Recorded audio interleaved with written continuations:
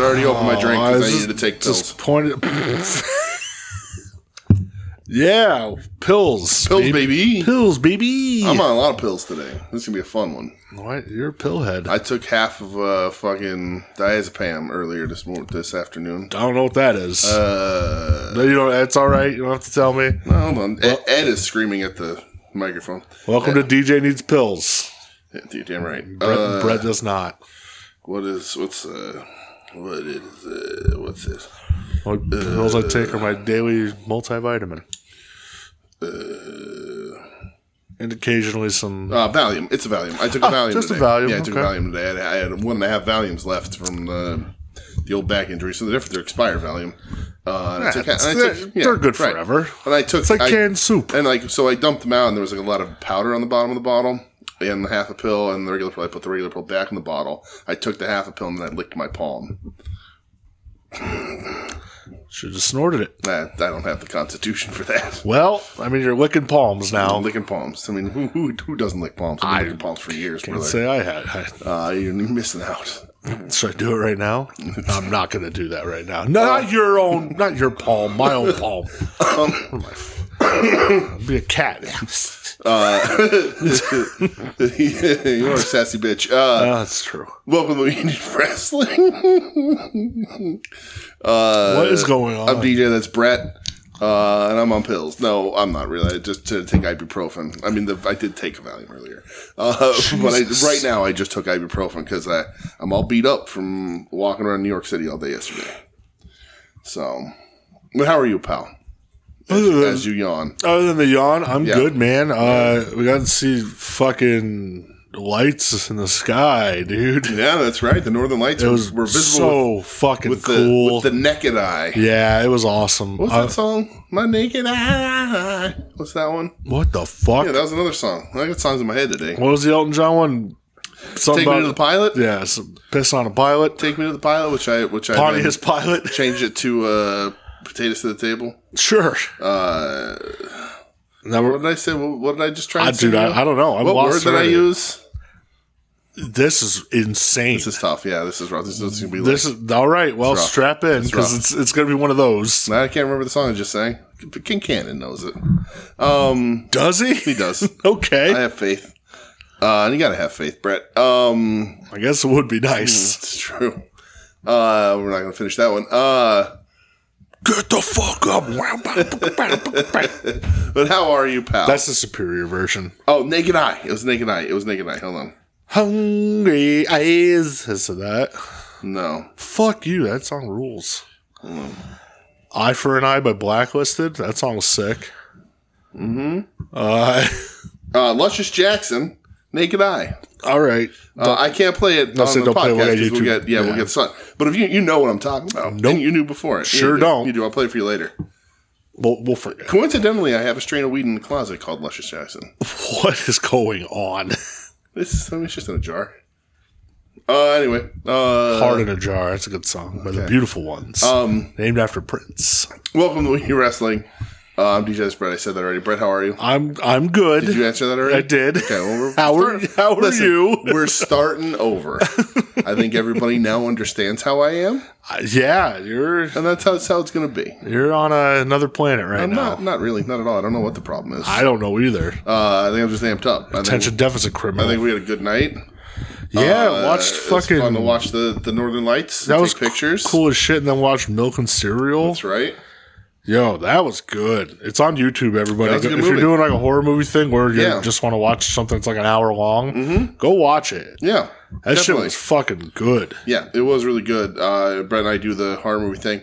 I'm at 21 because I'm a maniac on Saturday and watched like 10 movies in 18 hours. I'm at 10. I'm pacing myself. You're doing it the right way. Yeah, you were one ahead. You were one ahead for a day or two. Yeah, I skipped like 2 days, so I just caught up on movies, 2 movies in a day. So I'm trying. You skipped yesterday. Trying my hardest. I'm gonna do my best to do my damnedest. All right. Well, I was going to watch Friday the 13th Part 1 and 2 last night on Shudder, but then they weren't on Shudder for the Joe Bob thing. Yeah, because they pulled them for that. And I was like, I'm not watching this on AMC. Yeah, no, it's AMC. Who gives a shit? I'm not a child.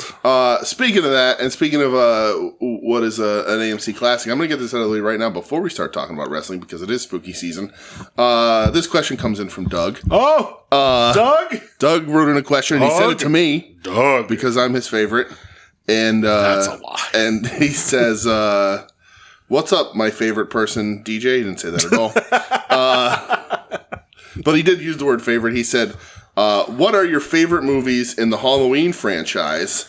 List the 13 movies from worst to best." Jesus Christ! And we don't do this for many people. In fact, we only do this for Doug. And I said, for you, Doug, we will. Because Doug can ask any question he wants on this show. That's true. Doug has carte blanche. Anybody else has to be vaguely wrestling related. So I have to pull up the actual. All right. So franchise here. I thought to the franchise. As I thought to myself earlier, I should let Brett know because this is 13 movies. Yeah, I mean that kind of would have helped. But then I said to myself, let's let him twist in the wind a little bit. So from worst to first, he said from worst to best, and I have my ranking. Are we including the Rob Zombie? That is the 13. It is every original, including Halloween 3. And then the 2 Rob Zombies and the new trilogy. Okay, so 13. 13 and yes. Okay, so for my number 13, it's Halloween Ends. Wow. I fucking hated that movie so much. Okay. It was so bad, and I was like so hyped. Yeah. The final confrontation between Laurie Strode and Michael Myers. Okay. And it was just a fat bag of shit, dude. Right. That movie sucked. It is. Oh, no, I agree. So bad. I agree. Yeah. That's a 13 for me. Fuck that movie. My number 13 is the second Rob Zombie one. Okay, because that's my number 12. Is the my second number Rob 12 Zombie one. is the first Rob Zombie one. Really? Yeah, I hate those movies. They suck. They're Oh. terrible. No right to be around. The only cool thing is when he pulls the guy's teeth and sprinkles them over the bathroom stall. Badass. So the first one, the first Rob Zombie movie, I remember we went and saw it in theaters, and I got violently ill before. And I don't mean like dope fresh. I mean like throwing up in the Cinemark. It wasn't time to get ill. Like throwing up in the Cinemark parking lot. Yes. That's how fucking sick I was. Okay. And I don't remember why, so I don't remember a lot of that movie. I had to rewatch it years later. I didn't hate it. I don't need Michael Myers to be like a sympathetic character in any way. I understand that. Like, listen, I'm not putting them like... Yeah. Like, No, I agree. All right. Fuck. So I'm already thrown off. Yep. Okay, you want to just go... Want me to read my list and you can read your list? Was that easier to keep you in order if you're already thrown back and forth? Because you don't have it written down. Yeah. All right. Okay. Yeah. So doing really quick. You bamboozled. So my 13th is this is exactly what I wanted. I wanted to screw you out of being able to do this. How dare you? No, it's not true. Rob Zombie's number 2 is my 13th. This is worst to best. Rob Zombie's number 1 is after that at number 12. My number 11 is Resurrection because even though Busta Rhymes is in it, it does stink. Post-Resurrection is Halloween 5, because 4 is really good and Halloween 5 fucking ruins it.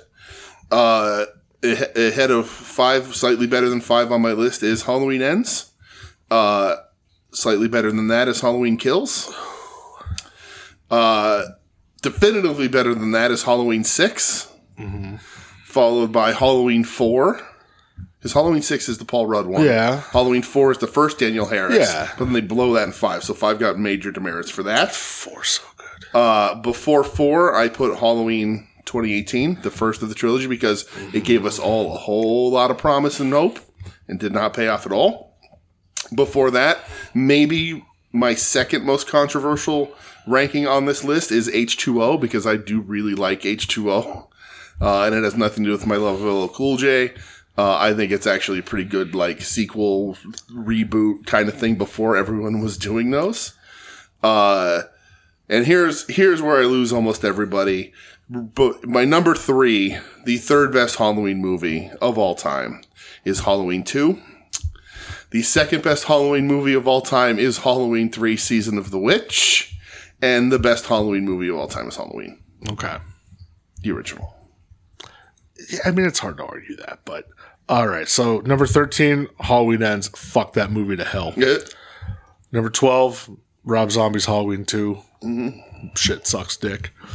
Number 11. Fuck. Number 11, I'll go Resurrection. Resurrection does stink. Not very good. Number 10, I will go. I'll go Curse of Michael Myers. Okay. Number 9, I will go Halloween Kills. Because the second time I watched it back, I didn't like it. Okay. Number 8, I will go Zombies Halloween.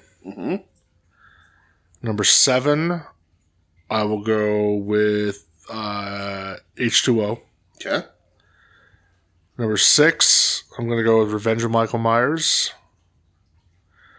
Number 5, I'm going to go with Season of the Witch. Okay. Number 4, I'm going to go with the 2018 reboot. Okay. Number 3, I'm going with Halloween 4, Return of Michael Myers. Okay. Man, this is a toughie for me. No. Number 2, I'm going to go the first Halloween. Okay. And my number 1's Halloween 2. Yeah, I knew Halloween 2 be your number 1. Dude. Yeah. Just the fucking... the scene, the scene in the hospital of him. It's just crazy. One of the most tense fucking scenes. Like, I still get tense. One of the most baffling things about Halloween 2 to me is Doug, write these down because I'm going to forget what my order was, and I don't have them written down. I'll send them you later. Yeah. It's crazy that Carpenter hates Halloween 2. What? Why? Because he never wanted to make it, and he was like, so he literally goes, I just shit out of script, and that was that. Oh my god. But yeah. Halloween 2 is great. But Halloween 2 does not have Tom Atkins, so. Well, you got a point there.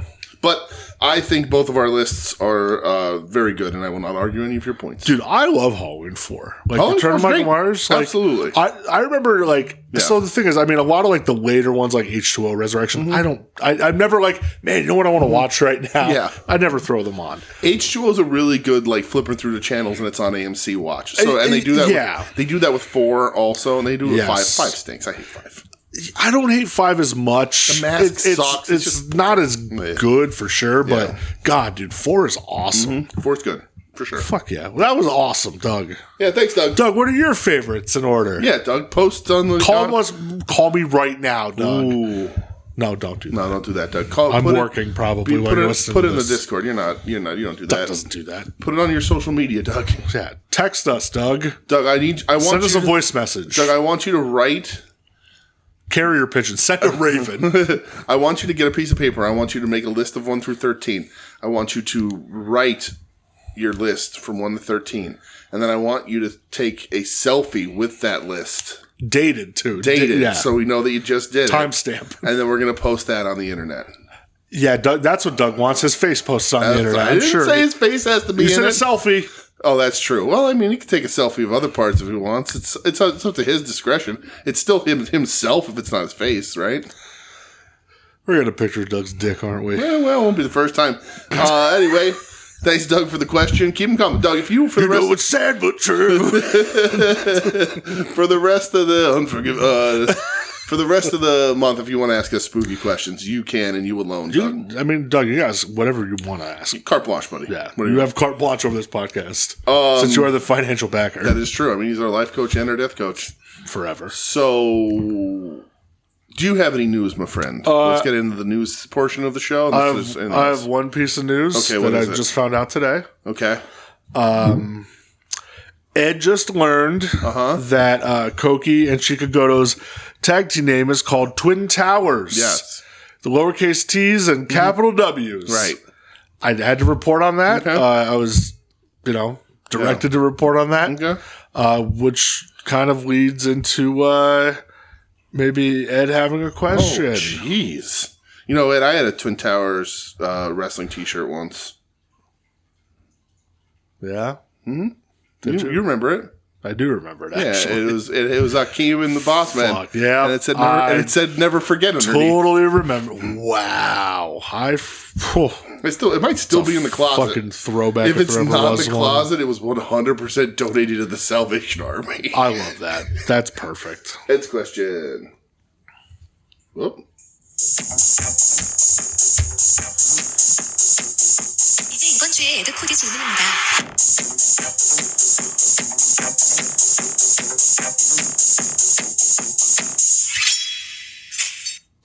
All right, so Ed says, "Hey there, buddies. It's been a long Hi, Ed. It's been a long week, but I've been wondering a thing, but in 2 parts." Ed. This week only, bud. We'll we'll let it slide for you this week, but that's it, okay? So, number 1, I was thinking about the Monster Abyss, as one does. Yeah. I think you'd be the dopest Royal Rumble surprise entrant possible. Who, within reason, would you want to see as a Rumble surprise that WWE hasn't done yet? That's a great question. See, like, Abyss would be cool, but I don't know, like, the general reaction to Abyss. I would hope people would love it. Yeah. All right, fine. If we're going to do that line, Monty Brown. Sure. I mean, that's not what he would be called. Huh? That's not necessarily Marcus Corvon, baby. There you go. Yeah. Yeah, I'll go Monty Brown. Heidenreich in full Legion of Doom regalia. Jesus Christ. Wow. Heidenreich, but fucking Michael Cole. Heidenreich and Snitsky together, and they walk down the ramp sidestepping nose to nose at each other the whole time. Okay, that's my answer too. That's the real answer. It is. Wow, I need that to fucking happen immediately. All right, Ed, second part. Yes. Finding out Shelton Benjamin is a big Ween fan kind of blew my mind. What are some bands you fellas are fans of that people might not expect? Okay. So I was thinking about this earlier. First of all, Ween's not good. No, Ween's Push Little Daisies is fine, I guess, but otherwise, Ween's not good. They're not. So bands that people might not expect, or artists, I'd say. I'll tell you what, man. I'm a fucking sucker for like some poppy dance music. I like Charlie XCX a lot. Her new record was fucking awesome. She talks about doing drugs and partying, and it's really funky and good. I mean, I don't know. I could say like Paramore, but I don't know. People would be like, yeah, you probably like Paramore. They're catchy as fuck. Right. I don't know. I like Chelsea Wolfe, which is just like real like brooding stuff.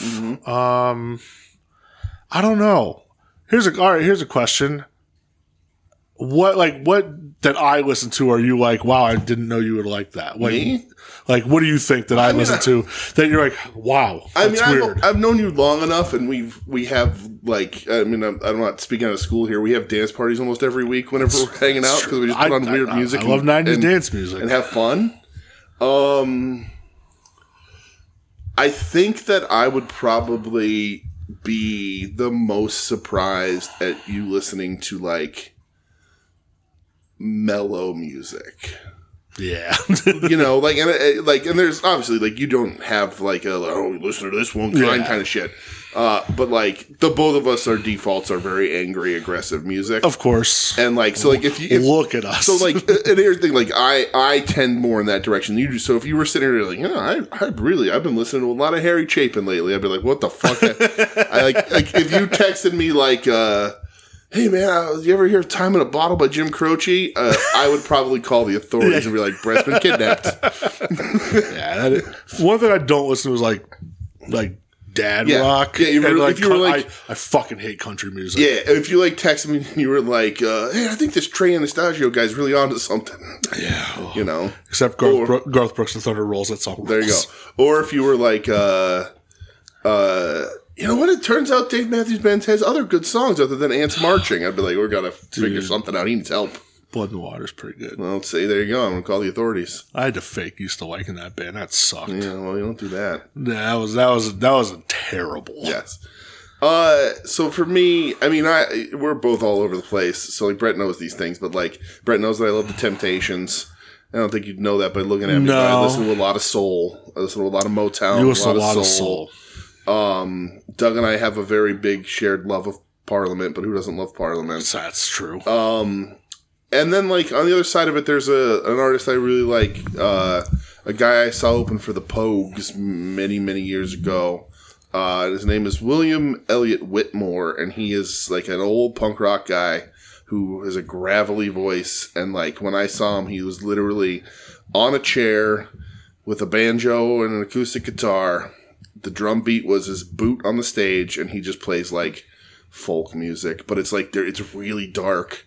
And he's a big gravelly voice, and like when he's not touring, he lives on a farm, and I like that dude a lot. But I think if you were to run into me in the streets and you were like, "Hey, what are you listening to?" and I was like, "Beauty's Only Skin Deep by the Temptations," people would be like, "What? Yeah.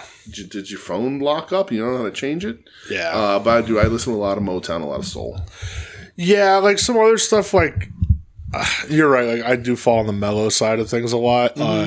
Like there's this band, they have a song called Tech It. I think it's the name of the band's Carfoon, I think it's called. Okay. It's just like, it's so fucked up because like I like the normal version of it, I like the sped up version of it, and I like the slowed down version of it. It's crazy how you took one song, did 3 different things with it, and I'm like, this is perfect. Yeah. Every version of it, I love it. It's so good. Yeah. Like I'll give credit like to like a lot of like my friends that like are in the hardcore scene but dabble in like the other shit. Yeah. Like the dudes from Title Fight, like getting into stuff like Land of Talk. Yeah, I don't know. I'll another thing too, like if I want to listen to something kind of mellowish, like I love like that style of music with like a girl's voice over it. I don't know, it just does something for me. Yeah. But also the new Balance and Composure record's fucking incredible. Sure. Ed and I talked about Basement once. I don't know if he remembers, but I love Basement. And I think you like Sparkle Horse, and I used to listen to a lot of Sparkle Horse also. So it's funny because Ed's like a Warped Tour kid. Yeah, but the different era. But it's a weird type of Warped Tour because I was like, oh, you liked Broken Side probably, and Blood on the Dance Floor, and he's like, no, that's for people who wear pajamas and like wrote on themselves in high school. Okay. It's like, yeah, he's right. Yeah. So he's more of a Cobra Starship guy. That was the lady from The Sounds, right? What? The Cobra Starship, wasn't she also in The Sounds? I don't know, but I like The Sounds. I love Sounds that. were good, that Sounds man. The first Sounds record, which was like discovered by Jimmy Fallon, which is super weird. Yeah, it wasn't what's his name in the band? I don't know. James Eha, wasn't he in the band? I don't know, maybe. Thought he was. But the Sounds first record, like Living in America and all that, like, or whatever it's called. Yeah. It's not the James Brown song. Living in America. But that record is really fucking good. Yeah. I also got caught once driving down Wyoming Ave in Wyoming, Pennsylvania, with my windows down, listening to the Ting Tings.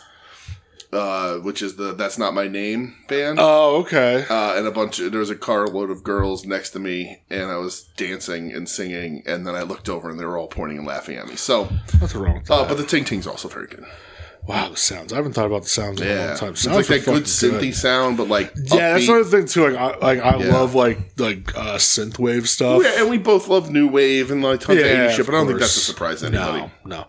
Again, I listen to pretty much everything except for like country music. I just can't stand it, and like I don't like AC/DC. Yeah, I don't know. It's just like that dad rock stuff. I think Todd doesn't listen to podcasts. Well, that's all right. Yeah, I don't know. It's just it does nothing for me. I have a ton of love for classic rock and all that shit. So, but thanks, Ed. Yeah, keep it to one next week, though. All right, buddy. Try your best, Ed. Yeah, excited to see your. Can we say your VTuber thing, or is that spoiling? Should I blank that out? I don't know. If you follow his Twitter account, he's been very vocal. Okay, good. So. Well, excited to see it, Ed. Yeah, and remember, artists are babies. That's a fact. All artists, tattoo artists, all that. Now where are we going? What are we doing? All right. Do you have any other news? Or? I do. Oh, do you? Okay. I do. So before I Google the news, even, which I should probably do right now, I got a little bit of somber news here. Who died? No, nobody died. Oh.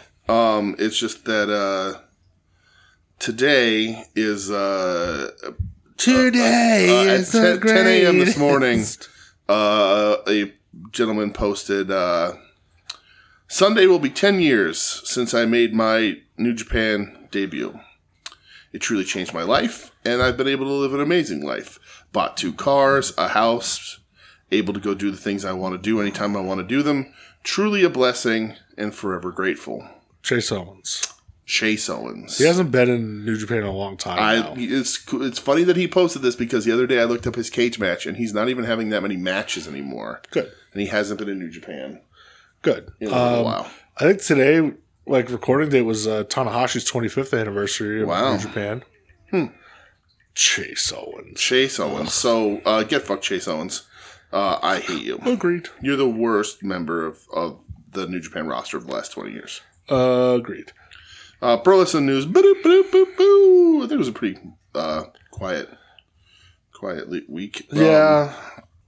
Scott D'Amore's Maple Leaf Pro files a trademark for TNA. Apparently. Oh, no. So that's... Or is it TNA? Oh, yeah, Canada? it might be TNA. Yeah, God. TNA in Canada, and it's EH. I don't know. TNA is pretty funny. Either way, that works. Let's see. Do I have anything else? I don't think I do, because lots of other shit is rating stuff which I don't give a shit about. I did see that thing about Braun Strowman tearing his groin. Oh, yeah, dude. 2 minutes into the match, he said. It was fucking gnarly. That's and fucking he crazy. Finished the match. Yeah. Yeah, that happened last week or the week before. It was fucking crazy. So here's CM Punk picks his bar fight team of pro wrestlers. I saw this. Which is interesting because what's he doing in a bar? I guess he's there to fight because that's what he does, cause problems. But anyway, the article says it right here. The former AW star is no stranger to starting fights outside the ring. The No Contest Wrestling podcast with O'Shea Jackson Jr., who I don't think I like that much. No, I think guy's kind of an idiot. Yeah. T.J. Jefferson. Your son had your father clearly had all the talent. Yeah. Choose your fighter. Let's see. So he says. Hold on, I don't know who said that because they're not. This article is horribly written. Is this Punk's thing where he's taking Braun Breaker? All right, I'm taking Braun Breaker. Hell, I'm taking Shayna Baszler. Good pick there. Braun could probably fight too. He'd really tackle the shit out of you. She's with me. She's my homie. I feel like Braun Strowman's a good pick. Not anymore. He tore his crotch. Nice guy in the world, but if we need to get out there and make a hole, he's making a hole. One more. Does it have to be somebody in WWE? Samoa Joe. There have been, I don't know about statute of limitations, but there have been situations in the early 2000s where maybe somebody who looked a lot like me and somebody who looked a lot like Samoa Joe were in similar situations to what you're describing. And I'm willing to say that Samoa Joe did most of the heavy lifting in those instances. Go watch the CM Punk Samoa Joe shoot interview where they talk about their parallel lives. That's all I'll say. And it's a lot of fun. Yeah. And I don't remember what I was going to say now, so there you go. But it's a decent list. Good for you. Yeah, I like that list. Good for you. So I like Samoa Joe. What a guy. All right, that's it. I got no other news. All right. News segment, over. All right, well. Where are we going? We'll talk about wrestling that we watched this week. DJ, I watched the entire Bad Blood pay-per-view. Oh. I watched it all. The first match is probably the only thing to talk about, really. Hell in a Cell, CM Punk versus Drew McIntyre. This was fucking awesome, dude. I really did mean to watch this, but it got ahead of me. It was fucking great. It was actually violent. Yeah. CM Punk did the deal. Drew had the deal done to him. Sure did. Which means he had 16 staples in his head. That's crazy. That fucking maniac. Again, crazy blood. When he picked his head up and you just saw the blood shooting down his face, oh, it was fucking crazy. There's even a later part in the match where the blood's just flowing again, and the ref goes to wipe it from his face, and Drew just smacks the towel out of his hand. Good. It's like, let's go, Drew. There was a spot, too, with a table where CM Punk broke off the table leg, and he, went to, Drew was definitely thinking, oh, this is going to go to my throat, and it went, right to his face. Ooh. And then, Punk was, they weren't, obviously, I'm not going to say they're full-blown punches, but, definitely laying it in, punching Drew in the forehead. Drew was punching him back in the forehead. So I was like, oh, are they just trying to bust each other hard away? Because if so, I like it. So, what, how was I going to say? So, when into the match did the 16 happen? Like, did the split So- happen? I saw the spot with the can, but like, Yeah. how far in? Because like, how long did Drew have to wrestle literally with his head split? 'Cause that's Like- staples are no joke. It's 16 of them. Like maybe halfway. No, okay. Wow. Like Yeah. it was pretty brutal. Even Punk's when he got the lawn darted into the cage, and it's funny, you could see the gimmick in his hand a little bit. Oh, yeah. And he gets lawn darted, and the camera just stays on Drew, and I'm like, I know what you're doing. Yeah. And he comes, and the camera goes back over, and he's just a mess. It was fucking awesome. It's man. funny. We did kind of call it last week about Yeah, like, so are they both going to get color? Well, and then like if they were told not to, they were going to do it the hard way. I don't know if that was the plan, but Yeah. I think they got permission. there was a spot too where Drew goes in with the Claymore and Punk moves out of the way, and Drew, like, his lower back lands on the stairs only. Yeah. It looked so gross. The only thing I didn't like was when he did like he pulled out the bag and you're like, oh fuck, it's tax, and it ended up being friendship beads or whatever. I was like, I thought we were past that. yeah, I was like, all right. I was like, I'm done with this. I'm like, it should have been tax or razor blades, Yes. or a gun. Yes. That's what it should have done. Should have been gone. But Punk won, agree. Okay. dude. It was fucking incredible. Is the end? I this think, feud? yeah, I think so. Well, and Punk's hurt, right? Is that the Yeah. taking time off? So he doesn't have to go work Saudi. How old is CM Punk? 45, maybe? I just turned 40 and I walked around New York for a day and I'm destroyed. Yeah, and Drew's going to take time off, obviously. Yeah, and I'm saying he's probably close in age. He's probably a little younger. Yeah, he's younger, but he's younger still, than I mean, Phil. come on. He ain't gonna be able to get back in the ring till those 16 staples are done. Dude, so it was fucking gnarly. give him time off. It just happens to be convenient that they, Again, man, you know, I fucking loved it. It was actually violent. Good. Like it was, looked really cool. Yeah, I really was- do want to watch it. I'm happy they got rid of that dumb red fucking cage that they were doing with Hell in a Cell. Like it's just back to normal, you I know. don't remember the red Oh cage. yeah, brother. They were It's been doing so long They since were doing a red cage. Like was it still chain link? Yeah. And they painted it red? Yep. It was fucking terrible. Why? That would make visibility worse. Yeah. It always did. They should paint it black because then it blends through a little easier. Yep, or just leave it silver. Yeah, or leave it silver. Like if you're gonna paint it black. Yeah. But like red? Yeah, it was the Sounds like dumbest shit something ever. they would do just for Kane. I think they did it. I don't know if they started doing it for the Fiend, maybe, in the worst Hell in a Cell match ever that ended in a disqualification against Seth Rollins. Oh, that's when I was like, yeah, this is the worst shit ever. But no, man, for real, this match was fucking amazing. I loved it so much. Both dudes just fucking went for it, and they both delivered. Good. And I was like, yes, this is fucking awesome. Did you watch the rest of that show? I watched the rest of the show. It was not good. That's what I've heard. I heard the main wasn't good either. It felt like a house show match, really? or like a TV main event. The big story is The Rock came back at the end. Okay. Yeah. But yeah, it's just the rest of the show. Like Nia Bailey wasn't good. Yeah. Even Rhea and Liv wasn't good. Yeah. The best part was Dominic was in the shark cage above. And he did a gimmick where the door opened and he fell out, and he fell. And I legit gasped because I was like, "Oh fuck!" But he was all harnessed up. Yeah, ankles hooked or whatever. And then Balor and Damian Priest happened, and nobody gave a fuck. Really? It's just I think Marcus said it. It's been moved down the number 3 program now on Raw at this point. Well, I saw online that maybe it was after this, but WWE announced they came out and they were like, "Yeah, Rhea and Damian aren't together anymore. They're not going to be a team anymore." I didn't see that. Yeah, they were like, "They're done. They've done what they needed to do. They're going to part ways." And I'm like, "That's a pretty big act for you guys." And Rhea can survive on her own, and I read today she's getting a pretty fat contract. I'm sure she is. But Damian, I don't know. That's going to be a little tougher. I think he was able to be elevated by the people around him, and I think as a solo star, you're going to see him start to slip again. Yeah, it just wasn't good. Yeah. But yeah, just the main event. Again, it felt like a house show match. Yeah, and, bummer. So not good. The Rock is aligned with Solo. Don't know yet. He just came out, looked at Cody Did he have a Roman, stupid and belt with him? Did he have the main? He did. He had the final boss belt with him. What a fucking moron! And then he walked to the back and cut a promo on Instagram Live. That's that little clip I sent you where he walks by the one truck and it's Dusty's face. Oh, and he goes, Dusty Rhodes, Rock's hero. Love you so much. Hate your son. What bullshit retconning that is that he's the Rock's hero too? He's a 0 now. Get the hell out of here. He walked by Stone Cold, said he's going to get him some beer. Walked by John Cena and just called him a fruity pebble. Yeah, we're still using that. Thank God Kevin Kelly's face wasn't on the side of a truck. Oh, God, I hear it in my head. So those who don't know, the end of this, where did the KO thing happen?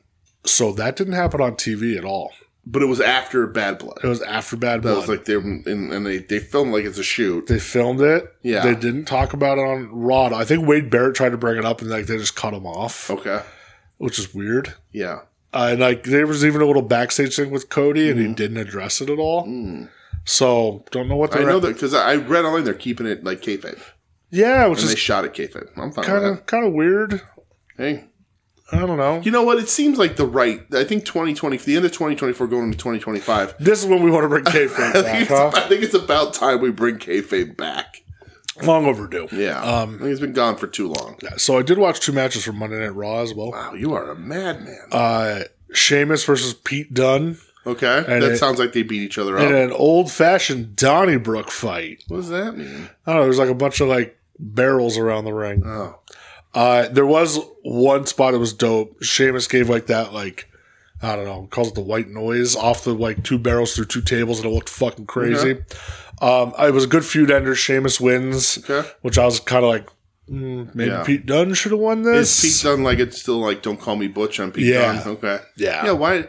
Like, listen, Sheamus has, I think, overperformed expectations for his career. I agree 100%. Right? Like, that dude, you look at pasty green, like orange, bright orange haired, like, because like he's a redhead, but they really made him amp that shit up in the beginning. I think he has worked really hard to outperform whatever we thought of him. And he's in his 40s at this point, too. And then he put on weight, and everybody was like, you look stupid. And I was like, people don't remember the braided beard thing. Yep. And then he worked his ass off to get back in shape after that, because it was after an injury. Yeah. But, like, also, the end of the road for Sheamus is awful fucking close. Yep, I agree. And, like, there's no shame in, like, giving Pete Dunne, who's been there a long time, but is a very talented wrestler who apparently can get over, so why not give him, like, put him over? Yeah, I was kind of surprised by that. To, like, see if he can get something there, but... You know, like, I watched it and I went, man, this is pretty good. And then I thought, oh, maybe this should have been on the pay-per-view. Yeah. But then I also thought at the same time, well, you need a reason for people to watch Monday Night Raw, which this was the first week of 2 hours. Yeah. Which is funny because I was watching a movie and it ended about, like, 11:15. I said, oh, let me go turn on Raw and like just catch the end. And it was just some fucking show. And I'm like, wait, what the hell? And I looked and went, oh, yeah, 2 hours now. 8 to 10 now. Yeah, 8 to 10. What, did Pete Dunne cut his hair? No. It looks terrible. I remember the first time when you saw him for a while and he got like skinnier and had the long hair. You're like, Pete, buddy, you all right? It's horrible. Yeah, he looks real bad. He used to look like a lot cooler with the shorter hair. Yeah. Yeah, he looks weird. It was real weird. And then I did watch the main event. Gunther versus Sami Zayn. Okay. For the World Heavyweight title. Ooh, was it on Raw with Goldberg? Goldberg? No, that was on Bad Blood. That was Bad Blood, where he was like, "Of course I don't like you. I was just trying to piss off Bret Hart." Yeah. And he told him, he goes, "Get in the ring, old man. I got time for you." Goldberg's going to squash him in Saudi. No, so that's not going to happen. That's not in Saudi? No, because on Bad Blood pay-per-view they announced a new title. Right. The Crown Jewel title. Yeah. It's champion versus champion. Yeah. So it's now. So Gunther wins this match, so it's going to be him versus Cody Rhodes in Saudi. And the winner wins the Crown Jewel title. Right. Ugh. And then so Gunther wins. So gets speared by Goldberg. Goldberg holds the title over his head. And he's the real Crown Jewel. He's the real Crown Jewel champion. And then Gunther has to fight him at the next pay-per-view. Survivor Series. Like, where are they going to put Goldberg then? Why tease this? Goldberg has bitched and moaned that he never for 2 years. Yep. That he never got his retirement match. Whatever. Yeah. And they're going to put him in the ring. Like, I guess maybe he can't complain if he's dead. Like, Gunther's just going to beat the shit out of him until he can't talk. Yeah. So with the Gunther Sami Zayn, I thought the match was very good. Yeah. commercials killed it. Yeah, that sucks. So they haven't done a 2-hour Raw in a long time, and I wonder if the pacing was off. Maybe. Because there's a lot of screen time to lose. There's a lot of commercials in this match, particularly. And I'm like, oh, they're just scrambling to stuff commercials in. Right. Match was good. Sammy hit a power bomb, or Gunther hit a power bomb at the end, and Sammy kicked out at 1, and it was real good. And then Gunther just put him in a sleeper and choked him out. Right. Oh, it was fucking awesome. Nice. And I saw Ed was, Ed's Twitter game lately has been top notch. He was saying to people like, so you're mad that Gunther doesn't have like a finisher per se, and he just beats people up till they can't move anymore? Like, no, that's cool. Yeah, it's awesome. That's what you want. That's real cool. Yep. He could beat with a splash, a power bomb, a chop, a fucking big boot, a sleeper. Like, that's great. Gunther fucking rules. Yes, absolutely. And at the end, Cody comes out and they do the face-off for them in Saudi, which is fucking When terrible. is that happening? I don't know. I don't watch those shows. But wow, we're going to waste it in Saudi? Guess so. Terrible. They get paid a lot of money to waste that in Saudi. Absolutely do. Like $5 million a show or whatever the hell it is. Yeah. So... Oh, I completely lost that thought also. I watched it leave your head. Yeah, it just completely fucking disappeared on me. It's gone. Oh, I know what it is. Never mind. It's back. It's back. Is Goldberg's kid good at football? I don't know. What school does he play? Is Colorado. So that's a big school. It's That's where Dion's wait, at. Deion Sanders is his fucking coach? Uh-huh. That's weird. All right. So he's got to be kind of good, right? Deion like fired that whole team once, didn't he? When he came in, he goes, I hope y'all are looking for transfer portal because you're all out. Yeah, so like I think he got to be decent, right? I wonder if he's there just because he's friends with Goldberg. Yeah, 'cause I think they play together on the Falcons. Oh, that makes sense. So what I'm saying is like Goldberg could have like, shut his mouth a little bit and made the deal to go back to WWE because he can get that inroad for his kid when his kid watches out of football. Yeah, Kind of like Steiner's. Dude, I want that. I want Scotty's kid in the E. Yeah? He looks good. Oh, I saw the pictures of him. Yeah, it's crazy. It's like $1 million. It's genetics, though. That's what it is. Purely It's genetics. It's genetics. That's all WWE I had. Okay, that was a lot. That was cool. Yeah, dude. Again, like it was Saturday night. I was home. I'm fucking Saturday night. I wasn't doing anything, and I'm like, Yeah. oh, let's watch Bad Blood. And it was watch Bad Blood, so I was just looking at my phone and be depressed because the Phillies fucking are out of it. Goddamn. Fucking they lost bastards. already? That Yeah, stinks. sure did. Fucking bums. Who beat them? Fucking New York Mets. Oh, God. Like, the Mets aren't good. Way to go. That's weird. Mets are hot right now. Yeah.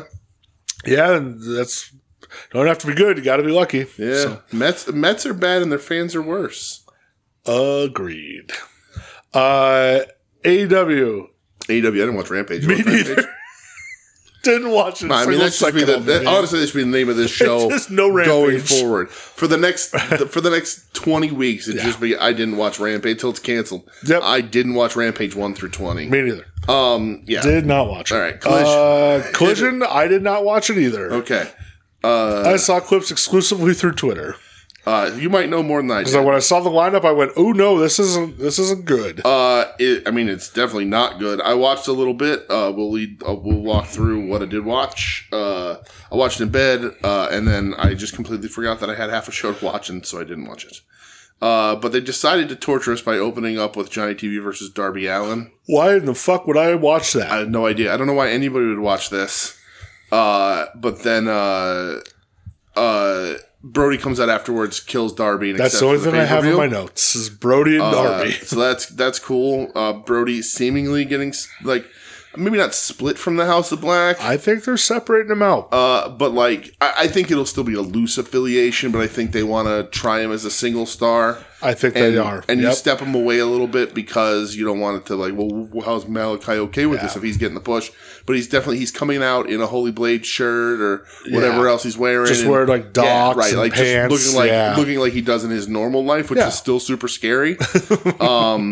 So, but I wouldn't be surprised at the pay-per-view if he doesn't do the full paint and all that kind of shit. Yeah, I don't know. Or the ski mask or whatever. Then we got probably the best thing on this show.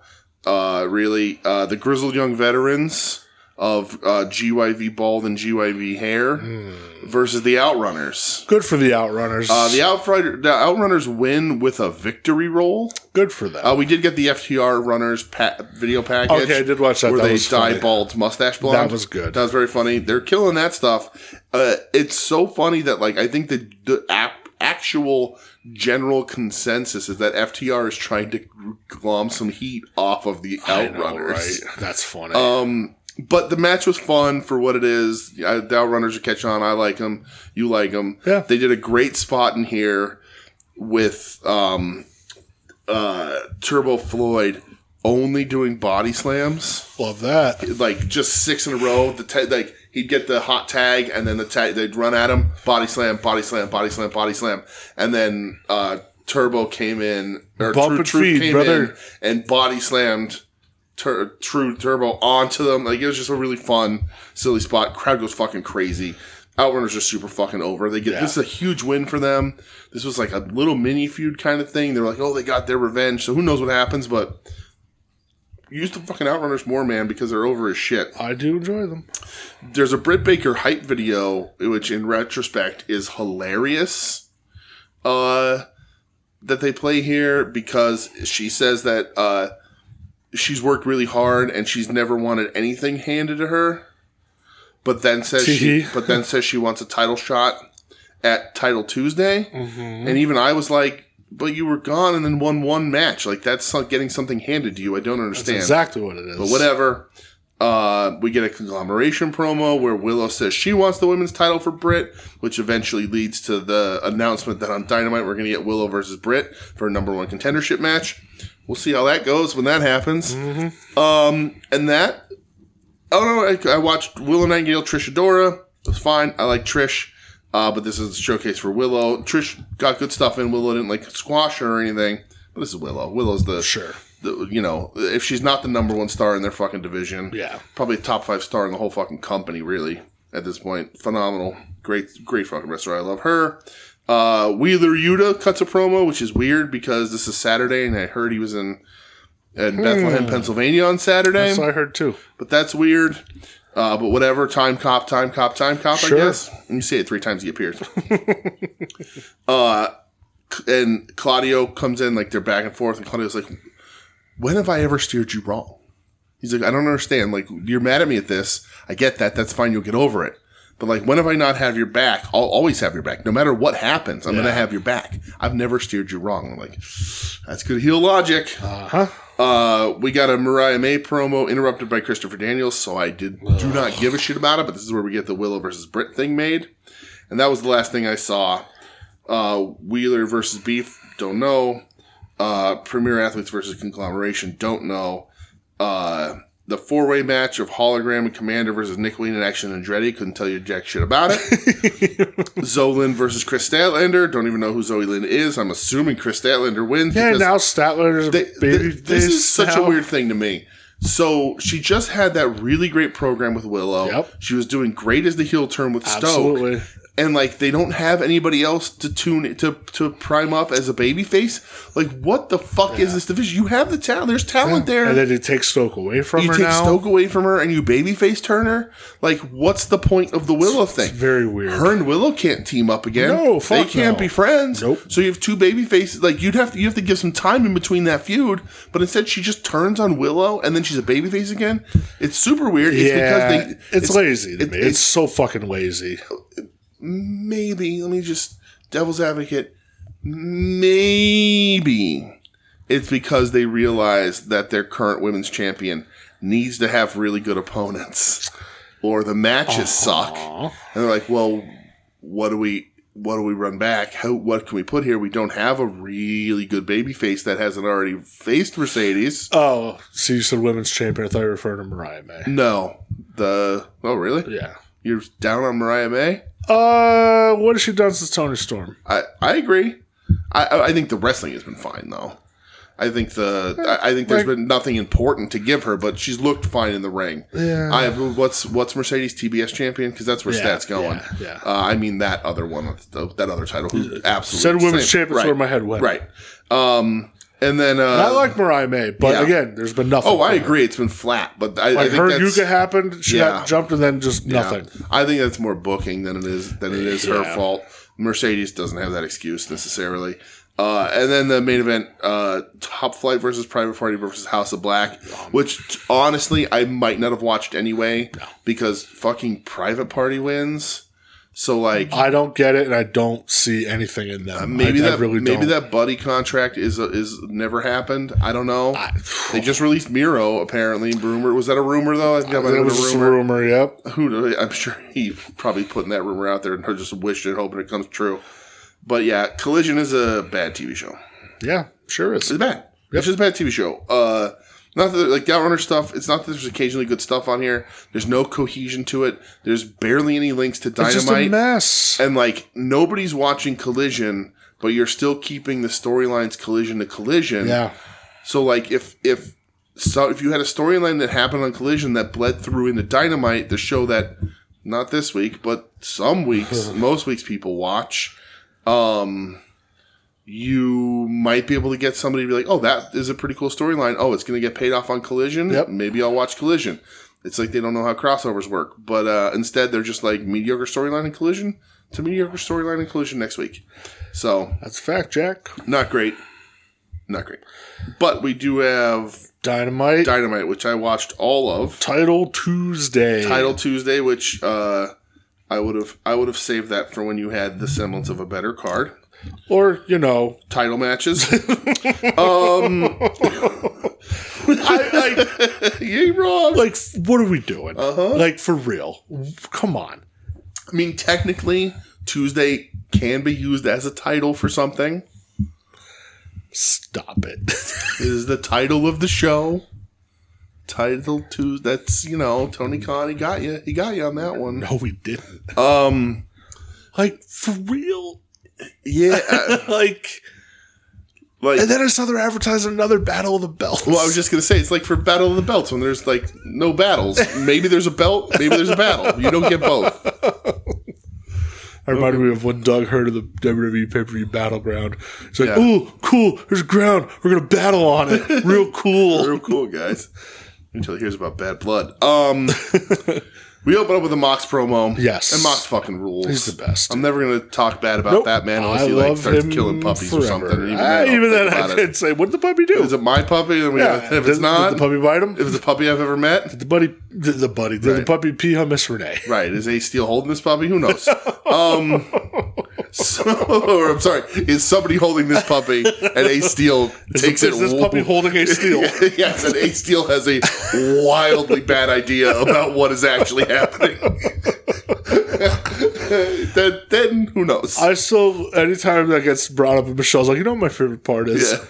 The dog has a human's name, and the man who bit somebody has the dog's name. Yes, absolutely. It's so perfect. Absolutely perfect. Follow it up with a Dragon promo, who also rules. We love him forever. So, the beginning of the show, I did not care for. Well, let me finish. Yeah. There's 4 more fucking promos. I put it in the Discord. They were stalling because NXT was still on TV, and it bit him in the ass. I will say, I think Tony came out and he did say there was a lot of travel problems because of the hurricane and stuff. Sure, the bottom half of this fucking country is in shambles right now. Yeah. And a lot of wrestlers live down that way, T's and P's out to everybody for real. Of course, yeah. We got friends and family. I'm fielding some texts left and right. But that makes sense. But I don't know. There's another hurricane coming too. Yeah. Well, the one hit overnight, right? Yeah. Milton. So there's another one behind it. Oof. Yep. I was just gonna send this show to a completely different topic, and I'm not gonna do it. Let's not do it. Yeah, because I wonder who ordered that hit. Because unlike the those things, we do control the direction of this show. Dude, we can't because I'll never shut up about it. We can't. It's fucking insane. It's like fucking, we are really at this point. It's fucking bad. Like, I never thought we'd get to that level of stupidity. And we're here. We're absolutely, and it ain't going anywhere. I saw some people on like my Facebook today be like, it's interesting. I'm just like, done. See ya. If you start a sentence with, what's interesting, I'm kicking you out of my house. Yeah. That's just what it is. And there was another girl who I used to work with her, and she moved down to Florida. She's like, we prayed it away. I was like, okay. Oh, is that what happened? Yeah, great. It's cool. Yeah, wonderful. Yeah, all right. Yeah, that's because this can go on for Darby Allin's on the mic. He calls Brody. For fuck's sake, man. And then Darby hits Brody in the face with a rock while he's trying to choke him. What was that? There's a rock in his pocket. And he knows. That was like a boulder. Right. He knows that Brody likes to hang him over the edge of stuff and choke him out. Hilarious. And so he just gives him a little boop. And he gets color. Little boop, he gets color. Yeah. It gets a mouth color. Yeah, he gets mouth color. Who doesn't love a little mouth color? True. Then we get so this is the weirdest thing. And I'm glad. Dude, I'm so glad that everyone was responding to it somewhat positively. Because I think it could be interesting. I felt like I was in a fucking fever dream. So Renee interviews Jake Roberts, who looking good, and Lance Archer. Yeah. Who have been together for a long time. They rarely use Jake. Yeah. And then they kind of did the revival thing with all of them, which I thought was a good fit because Jake can help take some of the suck out of Vincent. Sure. And Callis comes in. Jake and Callis have a little snake. They made a trade. Snake to Jackal talk. Who's the Jackal? You don't like the Jackal? Make a trade of talent. They swap some talent. Although Callis also had to pay Jake. Dude. And so we're just going to fast forward. Lance Archer for players to be named later. Yeah. Which was about 10 minutes later. But when they show it to us, it's after the lucha match, which we'll talk about, but I want to jump in because Callis literally is like, we did a player for player swap and I had to pay Jake off. Yeah. And thank God it's Jake in 2024 and that's all you had to do. But Lance Archer joins the Callis family. And Jake Roberts gets one of the best trios that just got put together in the fucking company. He gets Roosh, Beast Mortos, and Drilistico. 2 out of 3 ain't bad. Yeah, it's fine. Drilistico he's Bushi. He's there. It's fine. But right, Bushi has children. Their daddy's a fall down man. I'm a faction man. But that's again, we talked about last week. I think that's a good group. I like Roosh and Beast as a tag team, whatever. And then managed by Jake. So, I mean, and listen, I think Roosh is a good promo. Yeah. The other two guys aren't going to fucking talk. Fuck you. Mordos is a great promo. He's a great promo. Right. That's amazing. Right. I'll listen to him talk all day. He uses all of his talking time for the courts. I love him so much. When he's practicing law. But it could be interesting. I mean, people are responding in a good way to it. They're like, all right, let's see what happens, I guess. The sad thing is that, I think the person who suffers in all this is going to be Archer because if you're not Will Ospreay or Kyle Fletcher, you are loosey-goosey affiliated to Don Callis. Don Callis. And you can just be, I mean, here's the thing. 2 weeks ago, Roosh was in the Callis family. Because of a few weeks before that, he said he was. Mm-hmm. Last week, Roosh came out and formed this little faction and was no longer in the Callis family for no reason. What? And then this week, somebody backstage read the script and they were like, "Oh shit, we forgot." It's like in the one Freddy movie where they forget to kill the guy.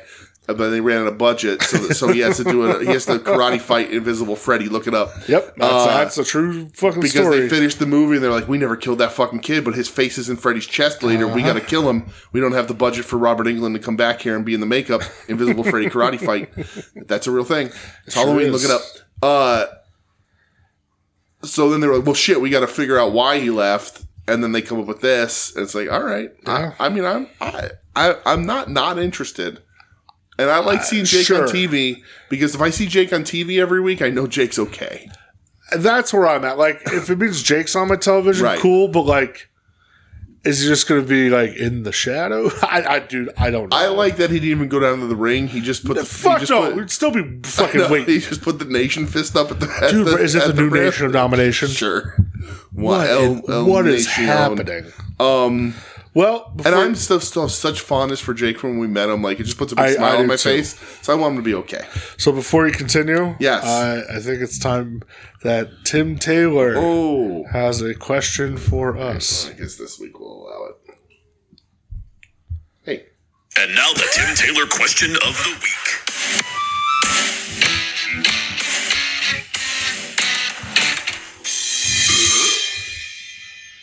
All right, so Tim has a question. It says, with the talent exchange between Jake Roberts and Don Callis giving the Snake Man LFI, yes, it makes me think, DJ and Brett, time to build upon a point you made last week. Mm-hmm. Using the current AEW roster plus partnerships, please build your own ideal 3 to 4 person faction that could compete. Okay. I have mine. Go. It's 5 because I'm cheating. That's fine because I needed it to be 5 to structure it the way I want to structure it. Because AEW is doing this a little bit, where they are adding a woman to a faction with Willow and the conglomeration, whatever. So here we go. Tag team in my group because I like a tag team. I like a mid card singles and I like a main event singles. My tag team, because they're pushing him off from the House of Black, I feel he's open, and I also tried not to pick from other factions. Like, I couldn't be like, John Moxley, Malachi Black. But Brody's being seemingly actively separated from the House of Black. So my tag team in my faction is Brody King and the Butcher. Okay. They are going to dominate. I like that. They are going to play great fucking music, which is their connection. Yep. And they will just be the most intimidating looking fucking characters on TV. Blade is out with surgery and all that, so Butch is free. I think that works. My mid-carder is Hechicero. Ooh. Because with those, he can sort of enter that like hardcore world a little bit. He's got the right size. He's catching the world on fire, and he's catching the world on fire, and he's gonna be a good mid-card guy. Wrestle those guys, wrestle for the international, the TNT, like that sort of level. Milady, who I think also brings this same kind of energy, who they're horribly misusing, is Athena. Because she belongs on the main roster and also brings that same kind of energy. And also, I think all these dudes could be heel or babyface. I think they would work both ways because I think they're all loved. So that can turn them, babyface, but they'll also do enough dastardly awful things to be heels if they wanted to. And the leader of this group has to bury a hatchet at this next pay-per-view. Ryosuke Taguchi. No. Fuck. The leader of this group has to bury a hatchet at the next pay-per-view and realize they have a mutual respect for one another. And instead of constantly fighting, they're going to team up. And the leader, your main event single star, is Darby Allin. Okay, so Darby, Brody, Hechicero, yes, Athena, and Butch. All right. I think it plays the whole roster really well. They all can find a spot. I think either they start as babyface or it's formed when you test out Darby as heel and see how long that lasts. Probably not very long because he's beloved. But I think everybody would come with him.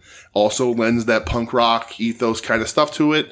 And I think he works as a leader. He's an edgeman. It works. And I think he works as a leader because you're like, well, he's the small guy. I mean, and people are calling him the face of AEW. Like, they're really starting to push him as like a top guy, as they should. But I think the thing that works here is that the guy he might even be smaller than Athena. How is he the leader? And it's like, well, because he's the crazy one. Like, Brody and Butch are the maulers. Yeah, they'll kill you. Right? Hechicero's just a spooky wizard guy. Athena's badass, but Darby's the one that's fucking crazy. He's the one that doesn't give a shit. Yeah. And him and Brody bury the hatchet and realize, all right, let's, instead of beating the shit out of each other and being the two crazy motherfuckers, let's take this on to the rest of the roster. I like that. That's my group. So my group... And they're called the Straight Edge Society. No, they're not. That's not true. Straight Edge. Butch isn't, right? I don't think Butch is. I don't know. I know he was, but I've heard the term California sober get thrown around. Okay, well, that's fine. No, he's not Krishna. If you're not now, you never were. Whoa. Whoa. Whoa. Sorry. Never mind. I'm not going to get on a soapbox. Whoa. So my main event guy would probably be like a heel Swerve. Okay. Swerve, great choice. My mid card guy is probably Brody King as well. Dude, I think has a ton of future as a single. He's outgrown the House of Black. I think he outgrew him a while ago. I think so honest. too. I think he has the work ethic. I think they can bet on him not leaving. Yeah. And because if he leaves, where God Hate disappears, all that kind of stuff. His wife works there. Right. I'm pretty sure the singer of King 9 has a job there now too. Oh yeah. So wrestling? No. Oh, all right. Backstage, cool. Maybe rigging and stuff like that. Hook the homies up. I've seen him in some pictures, and I went, Brody King, you want me to get it? You want to get me a job there? Yeah. I'll take it. Yeah. So I'm going Swerve, Brody. Perfect heater.